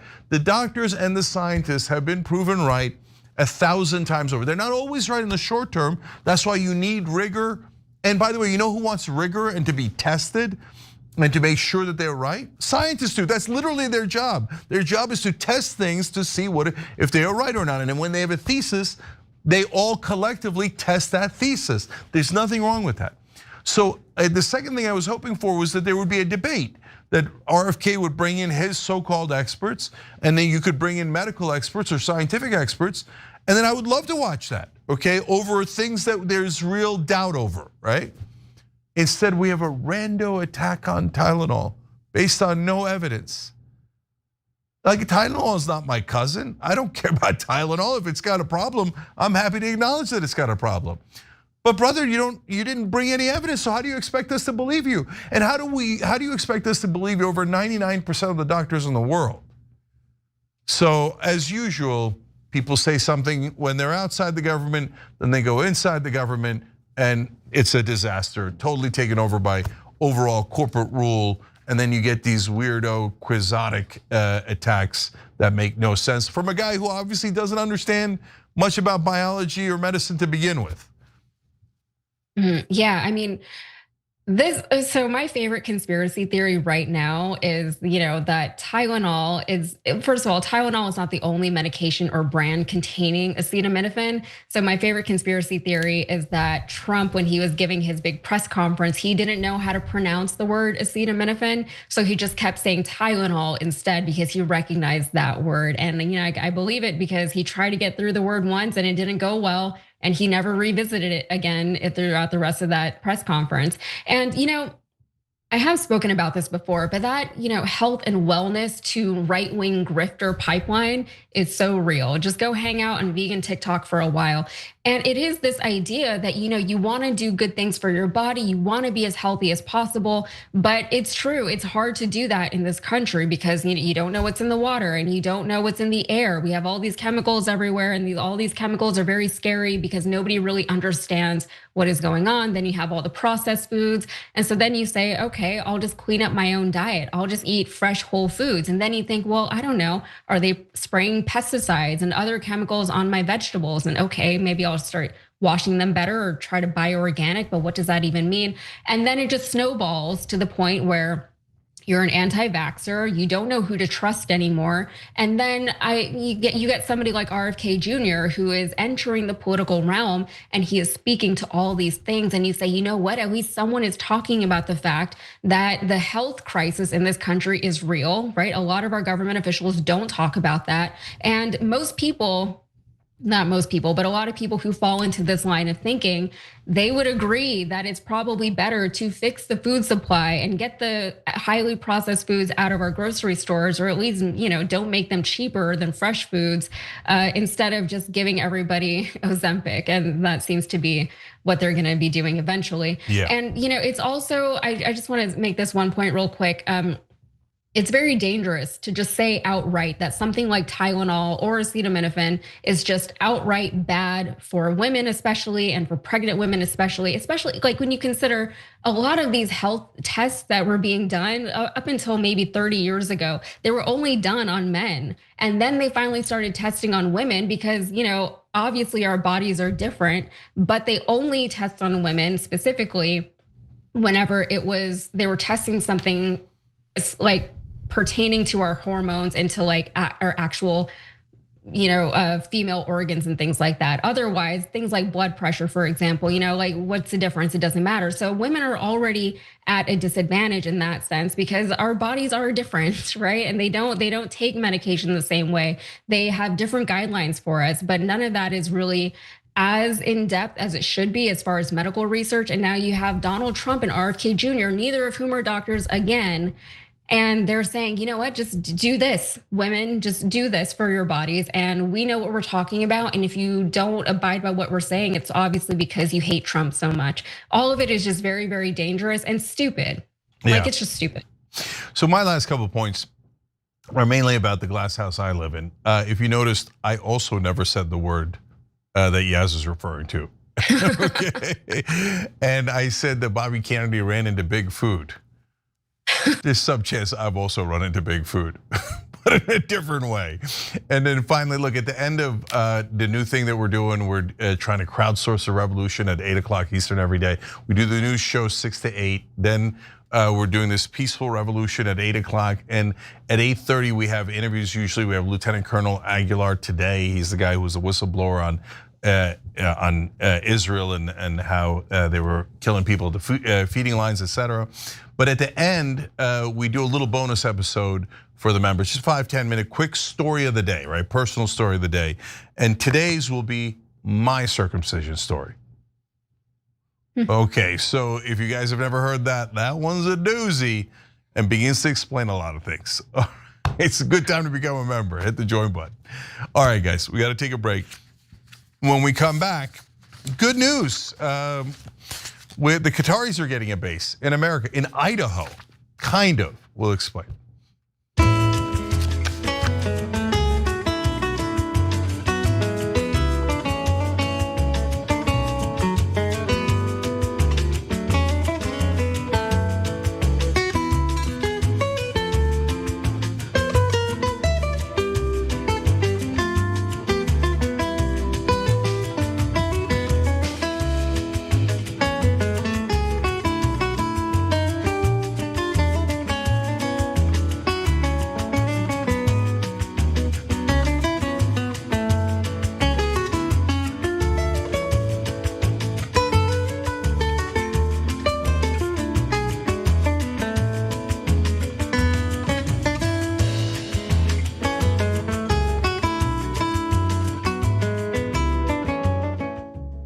All right, let's go to Super Chat. Callie Millie Mo says, I wonder if we can only have peace in the Middle East when the US successfully gets control of Venezuela's massive oil reserves.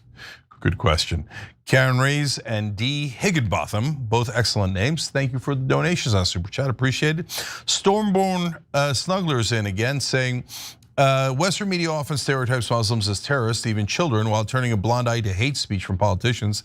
Figures like Alabama Senator Tommy Tuberville have pushed to ban Sharia law, with some even calling to ban Islam outright. Yeah, I know. He's from Alabama, right? Sharia law about to take over Alabama any second now, but they really believe that. It's so nuts. Anyway, it also wrote, and yet the US Constitution guarantees religious freedom for all. Why single out one faith for discrimination? This whole debacle started since 9/11. Also, I have a Nobel Peace Prize for Satan Yahoo, a portrait of Adolf Hitler. So that's his opinion on the last sentence there. But look, it's not just since 9/11 that mainstream media has singled out Islam. No, mainstream media has been against Islam my whole life. They almost never talk about Muslims unless they're calling them terrorists. Mark Francis 076 in the YouTube member section says, if Junior gets rid of corn syrup, he deserves a Nobel Prize. Another fair point. Get rid of high fructose corn syrup. Makes no sense at all. It adds massive amount of pounds to Americans overall, but no, that would actually be doing something positive. Edgar Verdi says, how's Tylenol not suing him like crazy? Edgar, hold. They very likely will. And then, by the way, we'll have to pay for his idiocy, right? If they win that lawsuit. Valencia SL says, yay, Cenk and John from the first hour. I can't wait to laugh away my anxiety from the craziness going on in this country. Well, I love that you view us that way. Thank you. Mikhail Kies says, 50 months TYT strong, love it. Rage Rock for now says, oh, Tony Aguilar, glad they're having him on. Yep, he's gonna be on at 8:30, so in an hour. And I've read too many nice things about myself, so I'm skipping that one. And then Art Guy says, pro-Israel posts on social media are being answered with just 7,000, which is hilarious how the wheel has turned. So that's the $7,000 that people are referring to, because that's how much Israel is paying for every video for an influencer backing them. They're having to pay people, but to be fair, it's not like an unusual thing. They've been paying folks in American politics and American media for a long, long time, and much higher numbers than $7,000. They're just adjusting to the online world. And it's a great investment for them because they pay millions of dollars to American influencers in the old days and today, and they get back billions of dollars. Smart. Leon says, terrible for us, but smart for them. Leon says, 74% of anything is gone, basically, just the whole thing gone. This is effing tragic. What number, what's that number close to what the Nazis did in Europe? Wasn't that the number close? Okay, yes, 74% of the buildings in Gaza are destroyed or damaged, and Stalin.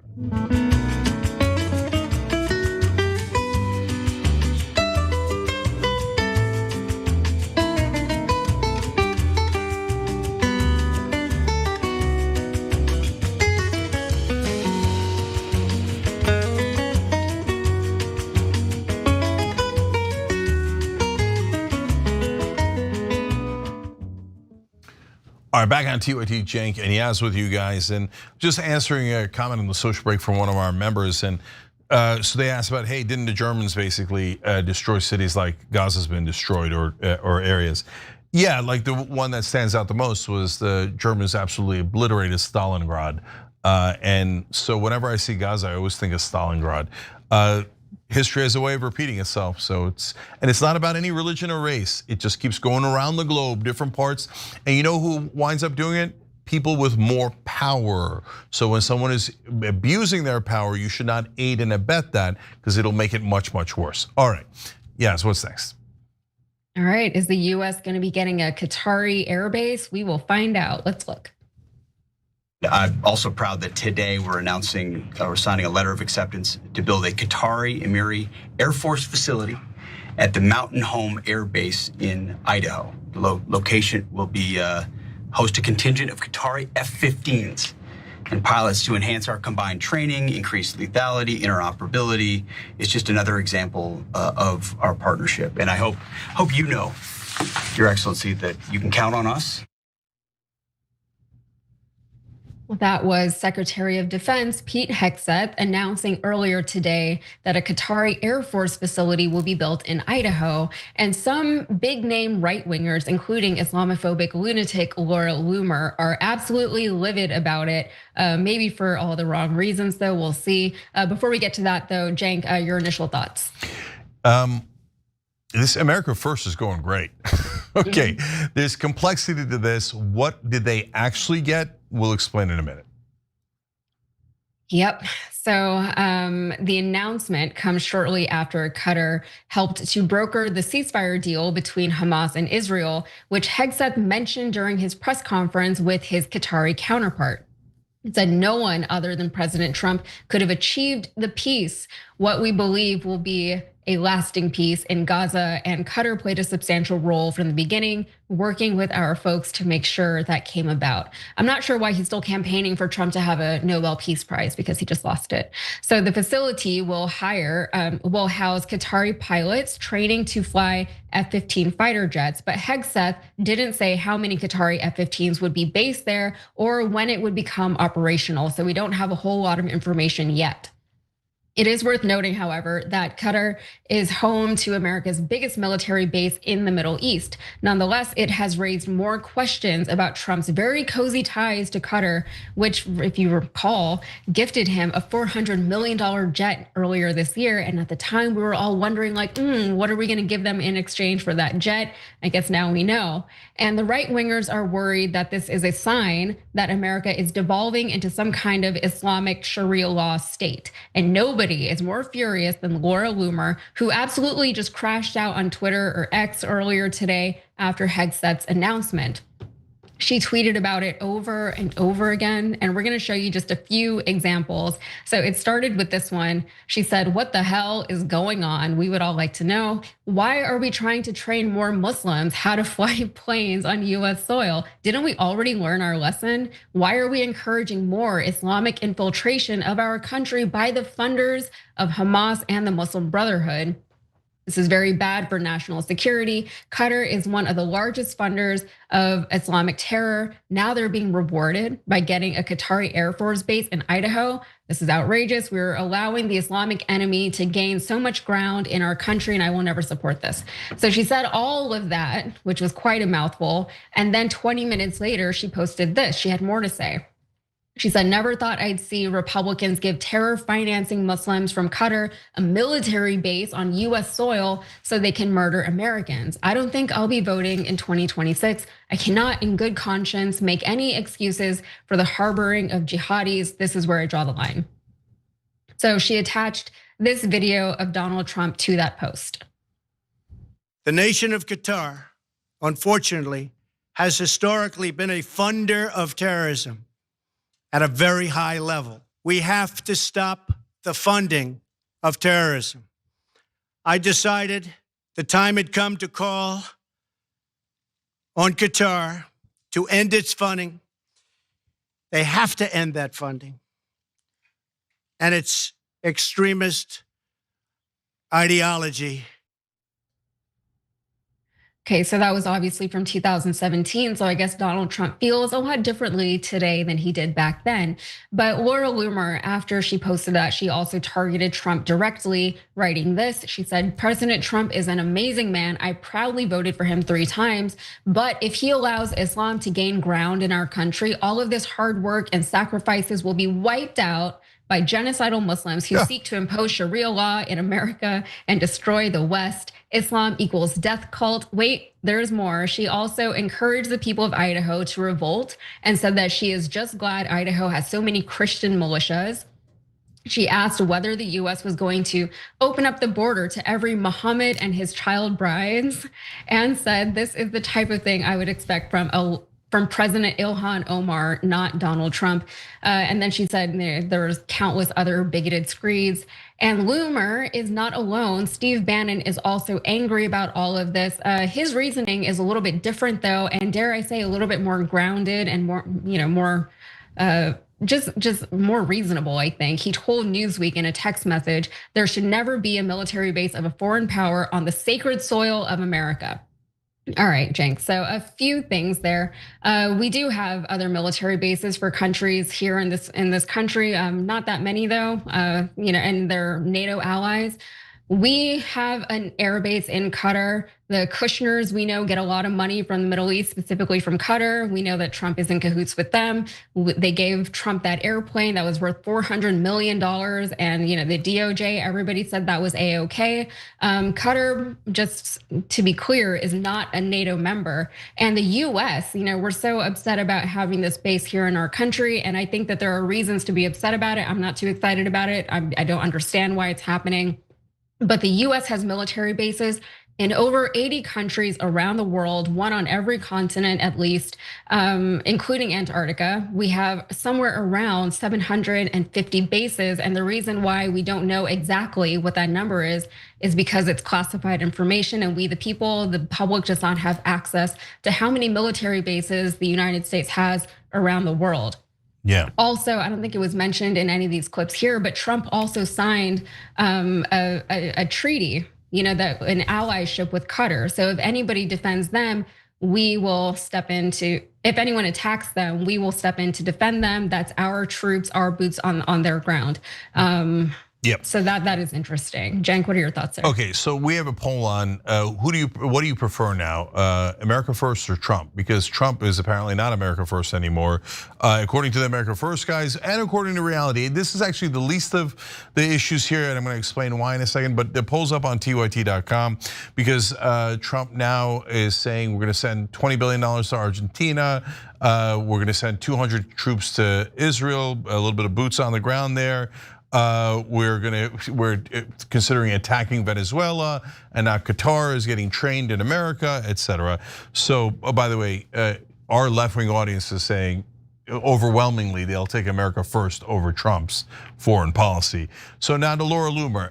So I don't know why people like her or others like her are taken seriously, because the first thing they do when anybody criticizes Israel is anti-Semite, right? I mean, she's called almost everyone in America an anti-Semite. I'm not sure she's left a single person out of 350 million people, right? But then when you ask her about Islam, she's like, death cult, jihadis, they're the Islamic enemy. So then why do I care what you think is anti-Semitic? You're an obvious over-the-top bigot.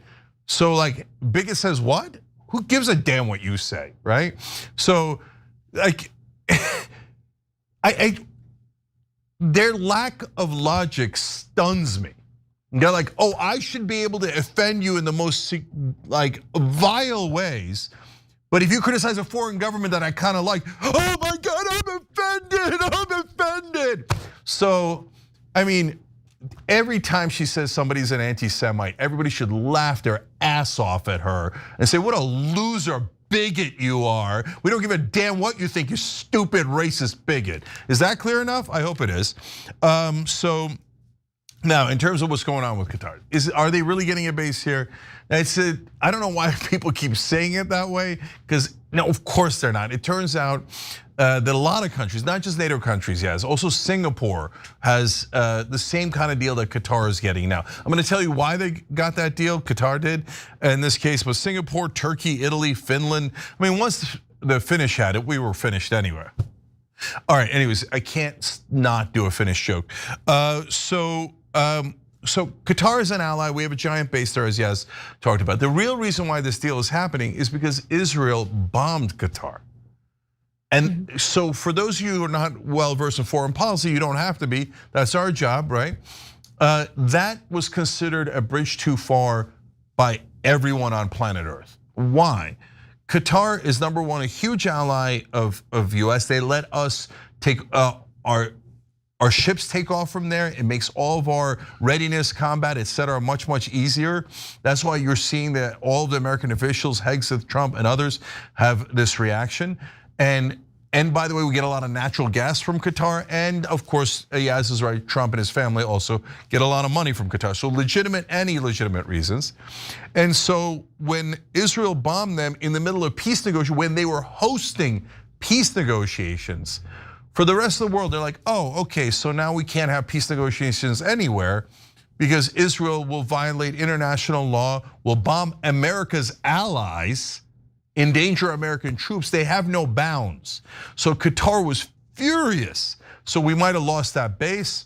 We might have lost the natural gas, and all of the Gulf might start moving towards China in terms of alliances instead of America and the West. So that is why we had to do damage control, because Israel, as usual, did so much damage to us, our relationships, our troops, our bases, our economy, because their avarice knows no bounds. No, we don't care about international law. And so Qatar was like the 7th country they had bombed in the region. Meanwhile, the propagandists in American media are like, oh, poor little Israel's doing self-defense. How is attacking 7 of your neighbors, including America's arguably top ally in the Middle East, doing self-defense? How is murdering peace negotiators, both of Iran's and Hamas's, being in favor of peace or being victims? No. So if you're mad that Qatar is now training pilots in America, then get mad at Israel. Because if it wasn't Israel bombing them, this wouldn't have happened. So, okay, so what's actually happening? Qatar bought a bunch of F-15s. Different countries buy F-15s, and those are the countries that come and train here with our pilots to learn how to fly the F-15s. So now, in the case of Qatar, when they say they bought the F-15s, they actually did. They paid billions and billions of dollars for it. When, if you see in the press that Israel has bought something from us, it's a lie. They never buy anything from us. This is what happens. We give funding to Israel. They use that funding to buy weapons from our defense contractors. Then the lying mainstream media, and we've caught them doing this. We showed it to you on the show a couple of times. They all go, oh, Israel has bought billions of dollars of weapons from America. Wonderful Israel, look at them buying our stuff. And then page, paragraph A17, or in a lot of the articles, in most of the articles, they never, ever clarify. They didn't buy a thing. No, we bought it for them. We gifted it to them. And of course, that only applies to Israel. Everyone else has to buy it, and Qatar did buy it, so they've got to have the pilots trained. They're going to train in Idaho. So look, I care about America's sovereignty deeply, so I'm on guard for all of these countries infringing on our sovereignty. And we know which country infringes on our sovereignty the most by 1,000,000 miles, and that's Israel. But mainstream media says, don't, never talk about it. Never talk about it, right? But the rest of us know, every planet Earth knows, right? So our issue isn't with Qatar. Our issue, if you're upset about this, even this was created by Israel bombing them. So at the end of the day, if the folks from Singapore and Finland and Qatar come to train on planes they bought, it's not the end of the world. That's my conclusion. Yeah, and the Islamophobia is strong with this entire narrative, and it's come back in a way that I haven't really seen recently. I mean, it's always been there, but this feels like a lot, right? There was a lot of Islamophobia in those tweets that we read. And it's also interesting because just a few numbers, there is approximately, in the US, the Muslim population here is approximately 1.3% of the entire population. That's roughly like 3.5 million people. And that is compared to 67% Christian. So 1.3% compared to 67%. And it's like between the 1% transgender population and the 1% Muslim population, the Christian right is obviously, to them so unsafe because of these very, very minute populations that coexist in this country. And I'll say real quick, I think that they target these smaller populations because a lot of the people who engage with this kind of content, this kind of transphobia or Islamophobia, have probably never meaningfully met a Muslim person or a transgender person. So these are easy populations to fearmonger over, especially when the majority of the people who are listening to you live in more rural, homogenous communities. And Muslims and transgender people, they're so obviously different from the Christian majority. But the reality is, like I live in a Texas suburb, and if you go to the mall, there are plenty of Muslims just walking around shopping or whatever, and most people don't even notice them because, the Muslims are not at the mall yelling about jihad or whatever it is that they think that Muslims are actually doing. And there's a thing that happens, and I don't think it's fair that this happens, but a lot of times whenever you are Muslim, right? and you go out of your way to be nice to people who you think might be antagonistic to Muslim people because, and it shouldn't be people's responsibility to do this, but we don't have the luxury of people engaging with us and then being like, oh, that was her or that was him. That wasn't, we're seen as a representation of our entire people. Anyone who remotely looks like us or sounds like us or has a name similar to us, in the future, that person will say, oh, I met a Muslim once and she was nice to me and she was, normal, or whatever it is that they want to say. Whereas, if they had a bad interaction with a Muslim person, then that's how they're going to assume everybody is in that population. And a lot of minority populations feel this pressure, and it's not fair, and it's racist is what it is. Like the fact that people feel that they have to do these things is because it is racist. Like I had a friend who wore the hijab and she went to a school and, more of a conservative part of town. And I asked her why she specifically was wearing the hijab, because there's a lot of reasons. If you're not Muslim, there's a lot of reasons why you would choose to wear it or not to wear it. And she said part of the reason was because I want to represent Muslim people so they can say I met one and she was nice. And I think that's sad. Yeah, real quick, just to chime in on two things. You said, look, the Christian right, yeah, there's been parts of the Christian right that have attacked Muslims for the last couple of decades. But now people are beginning to realize, and go ask someone who's in the right wing under the age of 35, who has more control in this country, Israel or Muslim countries? And they're now at the same point that the left is at and almost the whole country's at, which is, this is a trick question. It's so obvious. Obviously, Israel has 1,000 times more control than the Muslim countries. So what do we do? We're talking about Muslims taking over? And to your point, that is not being driven by the Christian right at this point, I don't think, yes. It's being driven by Israel loyalists. Every Israeli shill in the media is now going, no, the real problem isn't Israel. It's Qatar and China, and you should hate Muslims. And Muslims are evil, and they're going to destroy the planet. Anti-Semite. Oh, yeah, being a Muslim suck, right? Hey, what happened? I thought you cared about bigotry. They don't care about bigotry. And in fact, Israel right now is trying super hard to spread anti-Muslim fervor in this country while pretending they care about bigotry, because they don't care at all. This current government of Israel is disastrous. The final thing is, guys, the reason why we never engage in anti-Semitism, and you see me say over and over, current government of Israel, the government of Israel, not Jewish Americans, not Jews overall, is because we're all humans.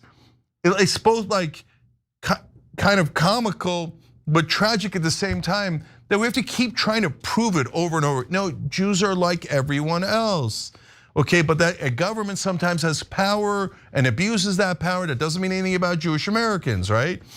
Oh, Muslims are humans. And so when you meet one, they're like, wow, they were just like me. What did you think they were gonna be? Of course, we're all humans. Exactly, yeah. Yeah, all right, we gotta take a break, guys. We'll be right back.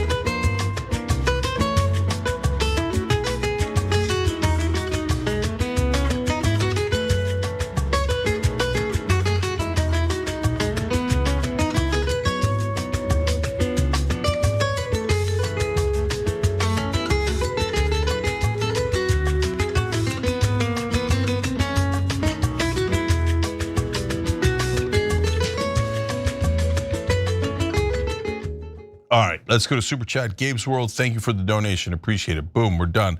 We're going to YouTube members. Hunter Drake says, is anybody worried about Trump now using a foreign military on American soil against civilians? No, Hunter, I wouldn't go there. So like, don't worry, he's not going to use Singapore's military or Qatar's military or Israel's military. Actually, Hegseth talked about that in his book, about using the IDF inside America, but that's the most mental thing I have ever heard in my life. And to be fair, they have not taken any steps in that direction. Faye Scott Smith says, let's feed the homeless, let's help those that are less fortunate. Where are the billionaires in America? Controlling us instead of helping us. Faye, I think you hit the nail on the head there. Like there's some, wealthy folks who are really terrific people trying to do the right thing, and they do a lot of charity and try to give in the right direction. But overall, we're not winning with these billionaires. They're obsessed with keeping their own wealth and power and adding to their wealth and power, and not nearly as obsessed with helping the average American. If they did that, they might actually get some credit from the rest of us instead of, well, it doesn't matter. They feel like they're 100% in charge, so they can do anything they want to us. And again, that one has nothing to do with religion or race. They're from every religion and every race. It's the wealthy that are donating to politicians, the corporations that are donating to politicians that are unfortunately controlling us all. Trisha Briggs says, hi friends, good to see Loomer still a nut job. Yeah, that one you can rely on for sure. Mark Franco 76 says, I'm surprised AIPAC has approved this. I mean, after all, they run Washington. No, that's why they're furious. That's why Israeli propagandists like Laura Loomer are like, Islam, I hate them, right? And they're losing their freaking minds over it. And that's why I said in the beginning of the show, Trump's going to Israel to sign this peace treaty. He better come back, because now again, he's defied Israel a smidge. And the Israeli government cannot tolerate Americans defying them. So I'm a little worried about it. Burning says Qatar got bought off with a base in the USA. Yeah, again, as we explained, not exactly a base, but yes, we had to kind of buy them off because Israel bombed them like maniacs. Driver Dragon says Laura Loomer is entirely made of microplastics. That's pretty good. Okay, so guys, Lieutenant Colonel Aguilar is going to come on and at 8:30.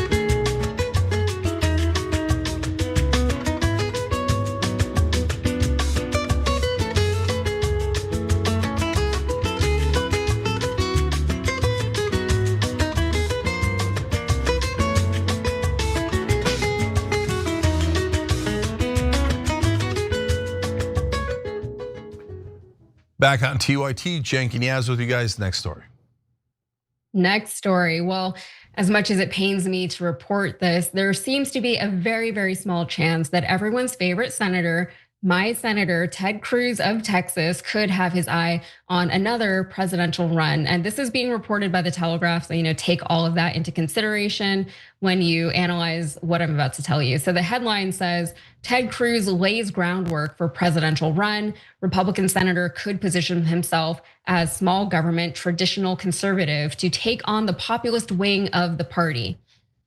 That's interesting, and it's very concerning. So according to the Telegraph, Cruz has been making efforts recently to distance himself from Donald Trump. First, he was against Donald Trump, and Donald Trump was very much against Ted Cruz. Then Ted Cruz got in line behind Donald Trump, as the rest of the Republican Party did. And now he is daring to disagree with Trump on occasion, because he is so brave. So the argument is that Ted is laying the groundwork for running in 2028 by distancing himself from Trump on various positions, and also positioning himself as the more traditional small government Republican compared to, say, JD Vance or Marco Rubio. But in the same article, they say that if Ted is seriously considering a presidential run, he has got a lot of people to convince. So there is some hope here that we won't be seeing a presidential run even from Ted Cruz. But they're saying that according to polling, recent polling, JD Vance is polling as far as who can take over the Republican Party at around 46%. And then behind him is Vivek Ramaswamy, who is polling at around 12%. And Ted Cruz is in 6th place with just 5%. So the reason why this is even a topic of conversation is because he does have a few things going for him. He's got experience from running presidential campaigns in the past. He has name recognition, and he has a very strong fundraising base in Texas, which itself is a strong Republican base and a launch pad. But also, according to Vin Weber, a Republican strategist and former member of Congress, he's really perceived, this is a quote, as a very powerful powerful intellectual leader on the right. I think that's important to a lot of Republicans. It may become more important going forward as we redefine what it is the Republican Party means in the post-Trump era. I don't know anyone who thinks of Ted Cruz as a very powerful intellectual leader on the right. I don't know. I know Texans here in Texas who have voted for Ted Cruz because he is the Republican nominee every time he's up for election, but nobody likes him. I've never heard anyone speak positively, Republican, MAGA, whoever. They don't speak positively about Ted Cruz. They just kind of at best tolerate him. But Cenk, as a non-Texan, I would love to hear what you think about this. And also, what do you think we could be looking at as far as the future of the Republican Party in a post-Trump world? Yeah, so this is hilarious. This is traditional media trying to gin up support for establishment Republicans. They do this trick every time, but in the past it would work like a charm. Now it is totally impotent, has no chance of working. They're trying to convince people that Ted Cruz is the intellectual leader of the right-wing movement.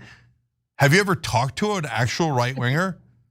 Nobody thinks that. No one on planet Earth thinks that. I'm not talking about the left wing, I'm talking about the right wing, okay? And then in the same article, they painted Marco Rubio as a populist. Tell me you don't know anything about American politics without telling me you don't know anything about American politics. Marco Rubio is the least populist guy in the world. He's establishment 101. He's probably the poster child of establishment. So, okay, you could try to puff up Ted Cruz all day long. It's never gonna work. Right now, there's only two people that I think can win the presidency on the Republican side, the nomination on the Republican side. J.D. Vance, obviously, because he's the vice president, and Tucker Carlson. The Ted Cruzes and the Marco Rubios of the world have 0% chance. Yeah, no, I would have to agree with that. And I swear, if we get a Ted Cruz presidency, I don't know what I'm gonna do. Every time I have to talk about him, especially on John's show, on the Damage Report, I feel like every time I'm on, he always wants to talk about Ted Cruz, and I get flustered, and I can't do it because this man makes me crazy. So if he becomes president, I'm just gonna have to move. I don't know, I can't do it. I got a great suggestion. We all move to Cancun. Yeah, I hear that's a great getaway place. That's what I hear. All right, don't worry. You don't have to make any of those plans because I said 0%. I meant 0%. No way in the world Ted Cruz wins a Republican nomination or the presidency. No matter how much the establishment's like, oh, pro-Israel Ted Cruz, please win, pro-Israel Ted Cruz. For that Telegraph article, who is saying any of these things? Yeah, I'll tell you who's saying it, Bibi Netanyahu. They're like, okay, write our positive article about our bitch Netanyahu. Right, pretend our bitch Rubio is a populist. That's why they write these nonsense articles. Okay, anyway, we gotta go. So we're gonna talk about the crowdsourcing the revolution next. Stay right here, available for everyone. Then Lieutenant Colonel Aguilar, who was in Gaza and has some horror stories and is a whistleblower. That interview's coming up in half an hour. Yaz, you're awesome. Thank you. Everybody check her out on Rebel Headquarters on YouTube and on TYT.com. We'll be right back.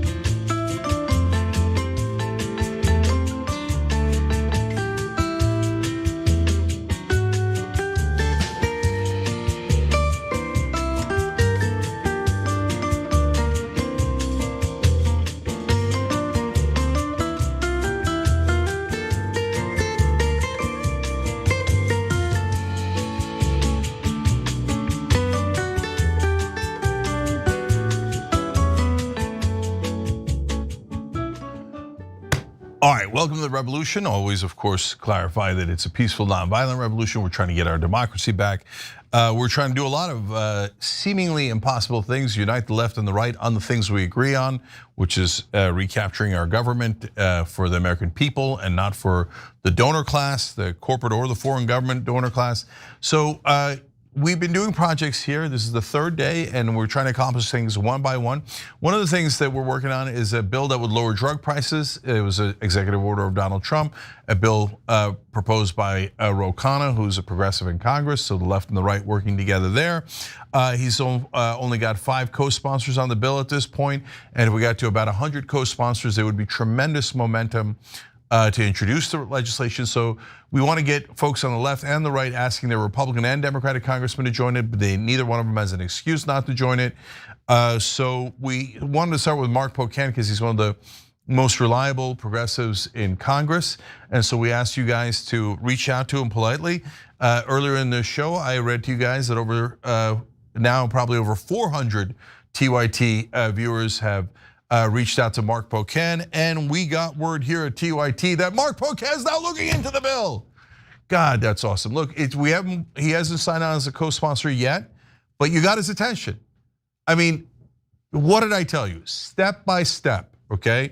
So there's a long way from we got one congressman's attention to 100 co-sponsors to passing the bill to having lower drug prices. But the path to get there to that final result is exactly this path. And so, man, we're gonna do some fireworks the first time a congressman signs on, let alone the second time. If this thing starts to get momentum, there'll come a day when I get on here and I say, Congressman 17, 18, 19, and 20 signed on today, right? So the fact that you guys got his attention and he reached out and said, yes, we're now looking at it. We hadn't seen it before, now we're taking a look to see if we like it. Yes, yes. That's part of the reason we call it Operation Hope, okay? Love you guys. Now, a bunch of you wrote in with excellent suggestions on top of that. So I'm gonna read you, again, more interactive now, read you a bunch of the things you wrote in and tell you why I think they're good ideas and what else we can do with them, okay? So first, let's go to another update here. People like Sandra Sue, Kira Nikasashi's husband, that's funny, MB, Ray, to name a few, sent in different websites that are tracking the Palestinians who've been killed, because that's the second issue. Can we stop the genocide? Can we, and if you think it's over because of that peace deal, Israel's got another thought coming for you. Okay, I've never seen them agree to not violate a ceasefire, and we think they're gonna keep going. But on top of that, we think that we're enabling Israel to do a lot of wrong things by funding them. We think we should stop the funding. Anyways, you guys wrote in with sites like Al Jazeera and The Guardian that have names of Palestinians who've been killed. So far, no photos, but names, so that's a start. Oh, here we go. Oh, those are the names from that are on Al Jazeera. This is what we mean by crowdsourcing. Could we have looked up and found out that Al Jazeera has those names? Yes, but in order for us to look up everything, it would require an enormous amount of manpower, staffing, and hence resources. Instead, you guys find it for us. We do it as a community, we do it as a group. And again, we've got left and right working on this now. So that's over 34,000 people killed, but that's because that was about a year ago, if I'm not mistaken. And so now, of course, unfortunately, there's a lot more people that are on that list. Okay, so that's a beginning. That's a beginning. We talk about how we could take Hind Rajab and maybe start with that. And Jack Callahan, one of our longtime viewers and one of the stalwarts of Operation Hope, found a bio of hers. Now, like I said, we're starting easy with Mark Pocan on the healthcare issue, and Hind Rajab on the Kids of Gaza one, because that was findable, but great, wonderful. Jack, nice job on that, I love it. So we're on the board in a couple of different ways. Now let's go to Joey Chan. He says, longtime viewer of the show, I want to help with the kidsofgaza.com website. Data engineer and application developer with a strong foundation in front end and back end technologies, i.e. data analytics and web development design. I found data on all casualties in Gaza for infants, children, women, and men. I can sort and organize the data to focus just on the infants and children. An idea I have for the website is to create a memorial wall or a scrolling wall where names of all the children stream by on the website in memory of the children's lives lost. Beautiful, Joey Chan. That's it. Now, could I create that site on my own? Oh, hell no, no way. In fact, if I asked like folks to do it internally, that would take us a long time. I bet you could do it way easier and quicker than us. So that would be amazing, brother. So we got kidsofgaza.com, and so I want folks to talk here to us and to each other. So I want to let you know, first of all, we got, as I told you, if you want to email us, and a lot of people have done this and appreciate it, it's a good way to communicate, hope@tyt.com. That's an email you can use, hope@tyt.com. But also, now we are directing people for suggestions to tyt.com/ideas. Now, why is tyt.com/ideas a good place to do it too? Because when you send an email, we get it and we read it and we try to use it if it's great, amazing, etc. But if you do it at tyt.com/ideas, then other people can chime in, because then everybody gets to see it, not just us, right? And then I hope that people will build upon the good ideas as we go forward. So now an anonymous member who's been watching for 15 years wrote in with this. By the way, before I go to that, again, Joey, if you manage to do that website, which I believe you can, and for example, I know nothing about AI, but can we use AI these days to gather that information? We always need fact checkers because we never want to put out something that isn't true. But we'll get to fact checkers later. First, let's start to build it. If you build it, you're a bit of an American hero, right? So so this anonymous member of TYT says, I'm a broke freelance motorcycle mechanic. Last summer though, I sold a motorcycle to my D-bag of a rep, Tim Wahlberg. I've loosely kept in contact with him, mainly due to my connection to the bike. We've never talked politics. I've done my best to avoid it. I think he's slimy, but I'm friendly to him. I keep thinking that I might somehow be able to use that connection for some sort of good though. I think the HR 3493 bill might be something I could mention, maybe nudge him towards, since it's a Trump executive order. If I were to try to keep this connection, I would be for motorcycles on the surface, but having the goal of actually trying to influence him in some way I could. With that in mind, does TYT have any advice or ideas on how I can approach this? Something good has to come from selling this guy my dad's motorcycle, right? Thank you in advance for any thoughts or help you can provide. Keep kicking ass and let's save this effing country. Okay, so I love the question, love the thought. Yes, definitely. Look guys, normally in order to talk to a national politician, you have to have at a minimum a $5,000 check. They don't talk to constituents at all anymore. They have staffers underneath the staffers that talk to the constituents and the voters. But the congressmen, do you know they spent 30 to 70% of their time making phone calls, begging people for donations? And if you give them a big donation, then they're like, oh yeah, absolutely, sir, no question. 5,000 is a starter, but when you get to the big pharma level, APAC level, etc., then we're in the billions. So, but you have a connection that others don't. So yes, definitely use it.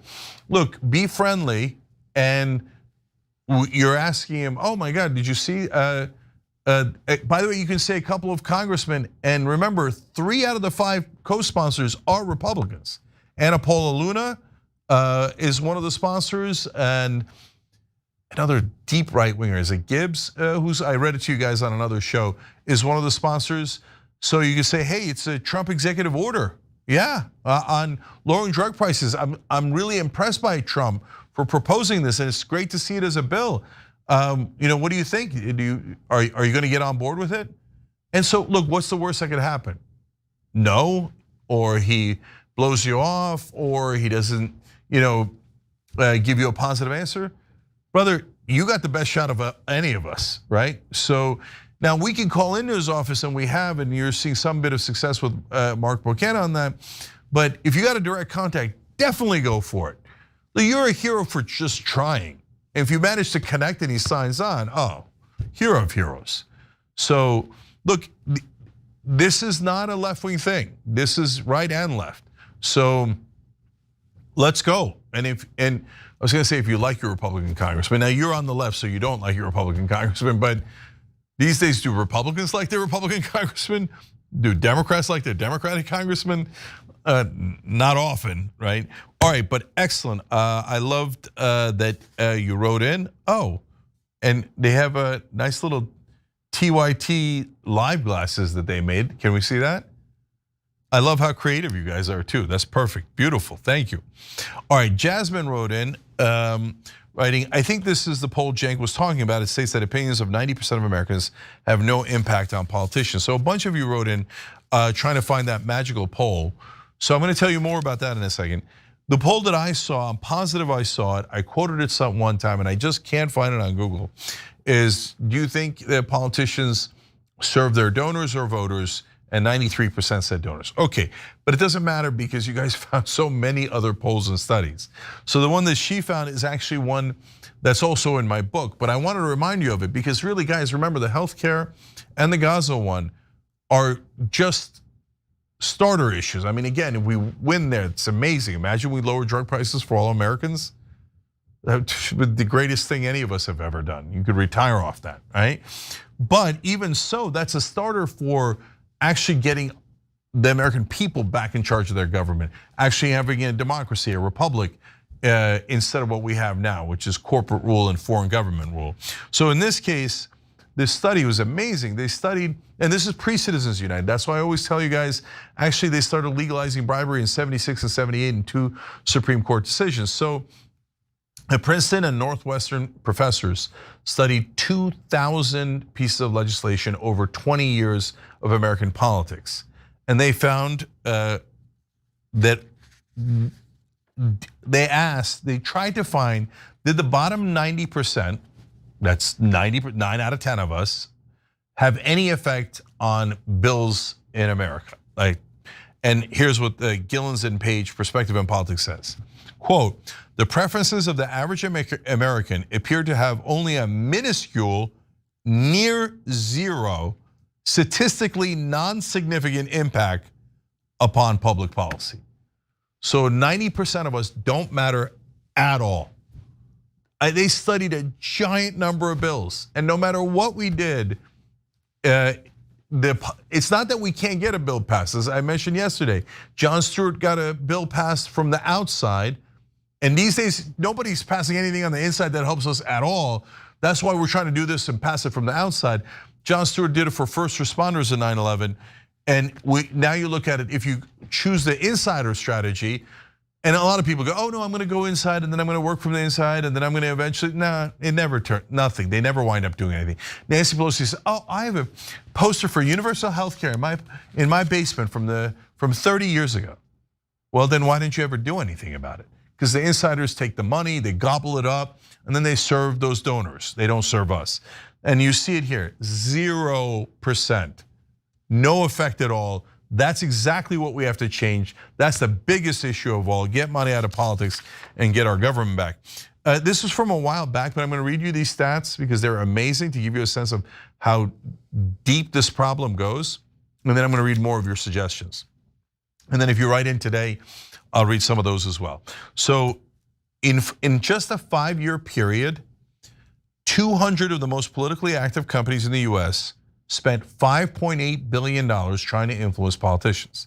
So this Represent.us did a great video about this and a little bit of a presentation, and this website is theirs. So wow, $5.8 billion. Now, do you think business interests throw away $5.8 billion, or do they look like they're obsessed with money and they would never throw it away? They view that $5.8 billion as an investment. Now, you guys wanna guess it in your head. How much did they get back for that $5.8 billion in our crooked politicians? Now, if they got less than 5.8 billion, it turns out to be a bad investment. If they got 6 billion back, oh my God, they made $200 million. That would be a fantastic investment, right? Well, on 5.8 billion, you want to get a little bit better return. Imagine if they doubled it and they had got $11 billion back. Wow, okay. So what did they get back? Just those 200 companies. $4.4 trillion. Guys, this is the great American robbery. Money in politics is all about robbing us blind. And that's why they do the culture war stuff. And I know some of you get upset. No, I care a lot about the culture wars, and those things are really important. Look, I'm not saying that those aren't important, and we can continue to fight over those things. But when we fight over those things and don't focus on what matters the most, oh, the donor class loves it. They love it so much. They're like, yes, fight, fight, fight, fight. And don't notice that we just robbed you of $4.4 trillion. And that was from a while back. This robbery's been going on for a long time. They've robbed us of tens of trillions of dollars. So now, last two amazing stats from there, and then we'll go back to your suggestions. Okay, you want to know, so the donors that that the politicians listen to most, I said 5,000 earlier. The ones past 10,000 are the people who run our government, basically, right? They give money to politicians. The politicians work for them. So, what percentage of Americans give more than $10,000 to politicians? You think the top 1%, right? No. The top 0.1%? No. 0.02%. That's who runs this country. 99.98% of us don't control a damn thing. Okay, but let's be more specific, okay? And we'll be more generous. So I'm sorry, it was 0.05%. Want to be accurate, 0.05%. Give that. Now, this one is the one that you can't argue with. 2/3 of all political donations come from just 0.2% of Americans. So 2/3 of the money that controls the politicians comes from them. So if you're being generous, you get to a number where 99.8%. It's a little bit higher than the number I gave you before. 99.8% of us, no power. 0.2%, all the power. Okay, now others wrote in as well. Okay, here, let me read actually somebody from Twitch right now, and then I'm gonna go back to good suggestions as well. Itchy Brother Dragon said, Jenks, since TYT is friends with MTG, does it make sense to reach out to MTG and get her on board with the prescription bill, or would it be ill-advised timing-wise? Oh, such a good question. First of all, I don't know that we're friends with Marjorie Taylor Greene, but I do know she's of course been on a couple of times. And you know what, that's such a good suggestion because she's the one that just said, hey, I don't want our premiums doubling. The Democrats are right about that. So there she is caring about healthcare and caring about prices, and she's going in a more populist direction. So, all right, damn it, now you're gonna put work on me. Okay, yesterday I said I'd reach out to a couple of organizations. We'll do that next week about the Kids of Gaza project. I will try to reach out to Representative Greene. Brother, if based on your suggestion, Marjorie Taylor Greene comes on this show and says she's on board for this bill, nice job, nice job. Let's see what happens, okay? All right. Oh, look at all these beautiful people. I didn't ask for this, but this is amazing. Lady AF Box sent in 5 Young Turks memberships on YouTube, and Fat Satter gifted 10. You guys are amazing. David Rodriguez says, Pocan is a decent man, I like him. Okay. Oh, this is another good idea, good point. Sneer30 says, how about we apply pressure to Josh Hawley, because he's running scared right now. We need anything and everything to help him with his next campaign. And he said he's no longer taking donor money. It's true, Josh Hawley not taking corporate PAC money anymore, which was a bit shocking. So that's not a bad idea at all. The only issue there is it's not in the Senate yet. So he's in the Senate, this bill is in the House. It has to pass the House, then it goes to the Senate, then it goes to Trump. But if it passes the House, it is gonna have so much momentum, because then the whole country at that point will have known, oh my God, the American people rose up together, demanded this bill, and somehow magically got it passed by Congress, by the House. Then if the senators don't vote for it, they're gonna seem like giant sellouts. So if we get to that point, it's gonna be a titanic clash, and I'm gonna love to see it. But so we're gonna have to save Hawley for later, but he could come in handy on other things and make sense. Amy Meganson says, I watched Tucker Carlson with Tim Burchett today. Burchett mentioned how sick of the corruption in DC he is. Maybe we can do a letter campaign for him. He's a Tennessee Republican, he doesn't take corporate donations. Boom, there you go.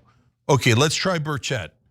So, I mean, look, I suggested Pocan, you suggest Burchett. You have a good reason for doing that. Burchett sometimes drives me crazy, but that's because I'm on the left and he's on the right. But that's okay, we're uniting here. So I'll try Marjorie Taylor Greene. You guys, can someone find Burchett's social media and his email for his office?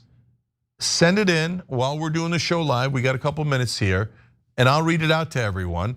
And again, we're not bothering people. We're not harassing them. We're politely asking them, this is a Trump executive order on lowering drug prices.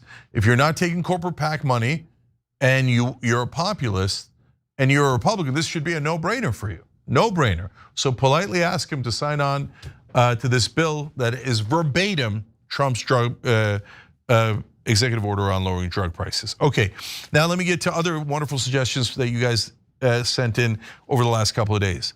Keziah Bush said about the children in Gaza, oh, she's doing one every day.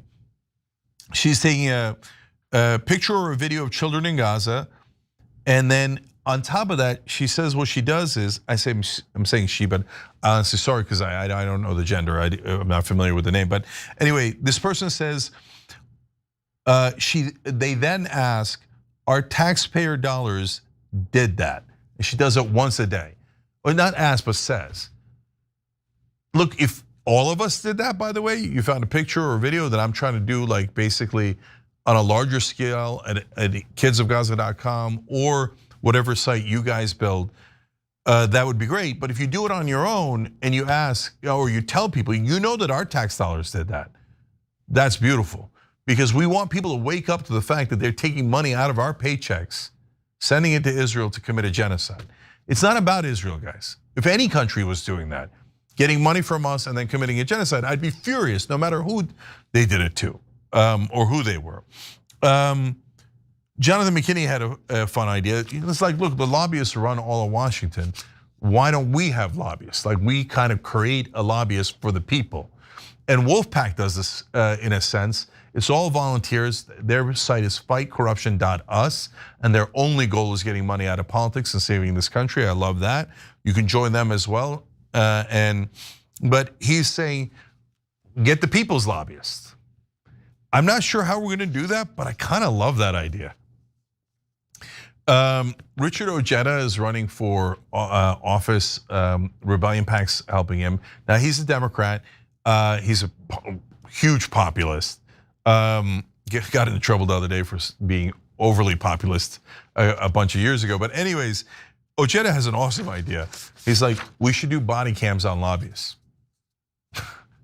Oh, that'll get no votes in Washington. Because they're like, no, we would never want the American people finding out what we're talking about behind closed doors when the money's being exchanged. So, but the people's lobbyist is a great idea. Okay, so if someone has an idea of how we make the people's lobbyist happen, write in about that. You could write in, as I said, tyt.com/ideas. That's a discussion board, or hope@tyt.com. All right. Oh, and then Dori Shafar had another powerful idea that if once we have the Kids of Gaza's photos, we could send it out to our representatives or our senators or whoever it might be, and then each of us can begin to kind of adopt the kids symbolically and say, hey, this is a kid that for the kids who are alive in Gaza that I adopted symbolically. And can you make sure that we don't send money that winds up killing him or killing her? That's super powerful. So we're trying to catalog these. We're trying to keep this in mind for how we do it. But I told you guys would have better ideas than me. So all this is great.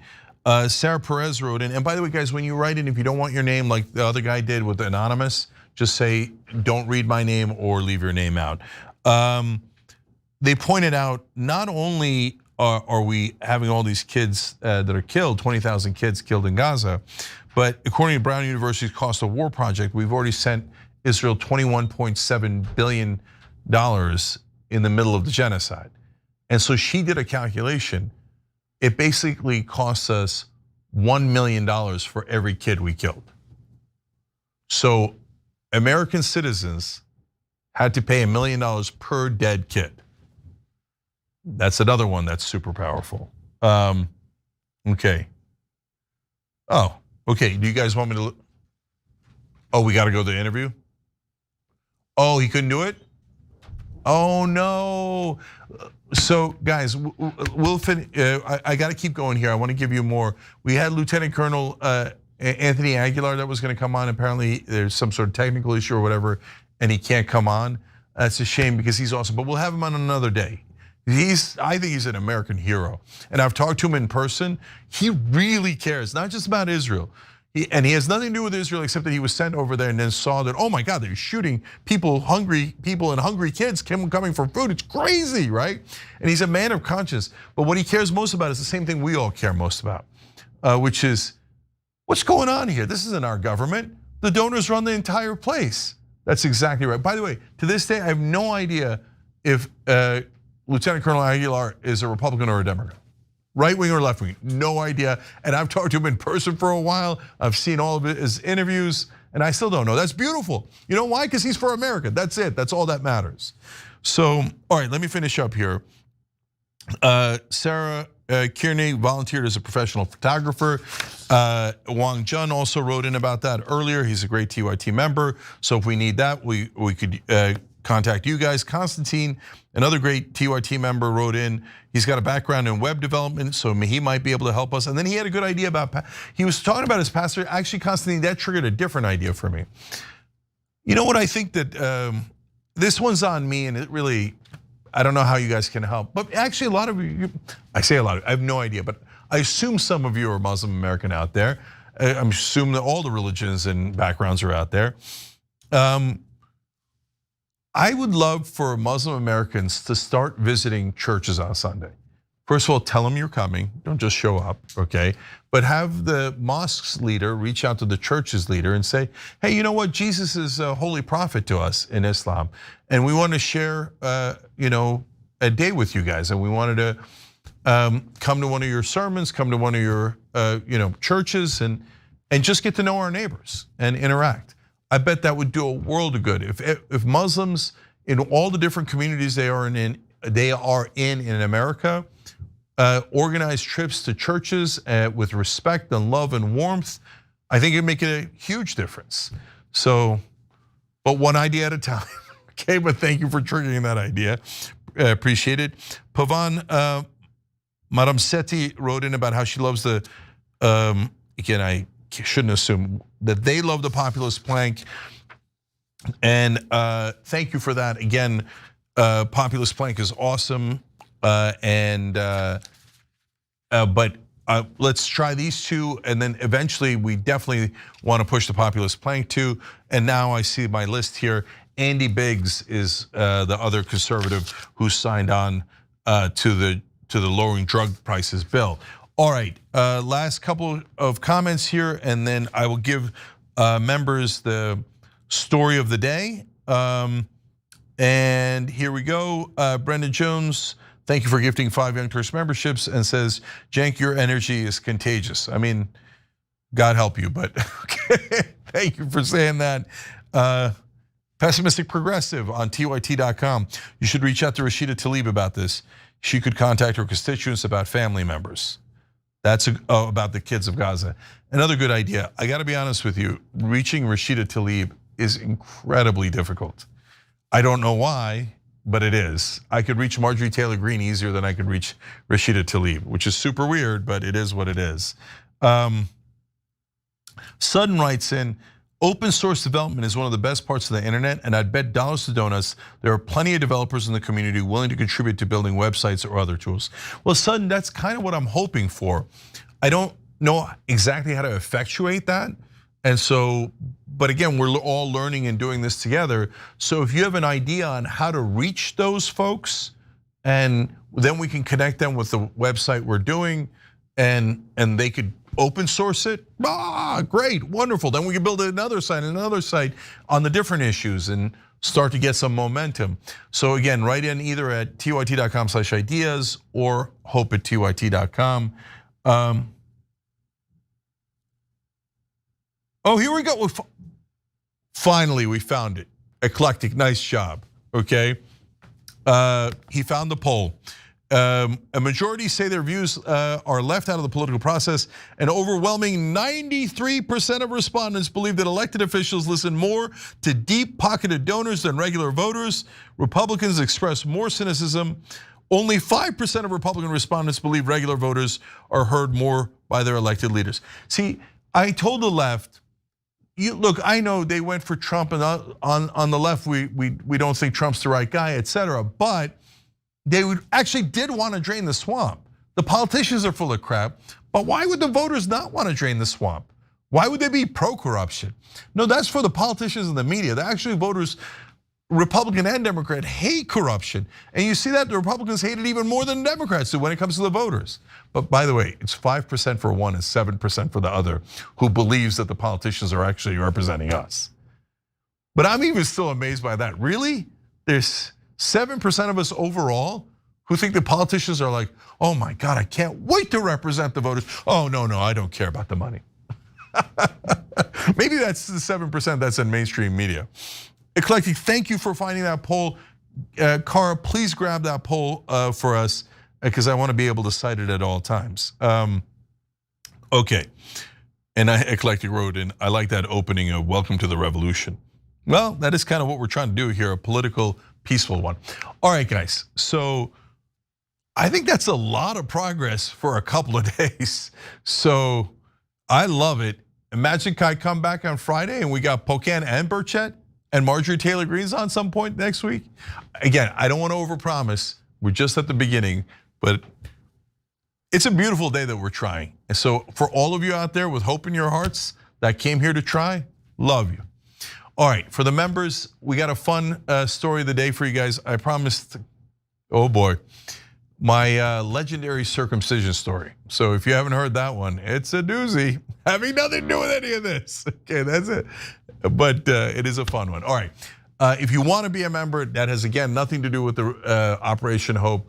You can hit the join button below on YouTube or tyt.com/join. All right, much love, guys. I'll see the members in a sec.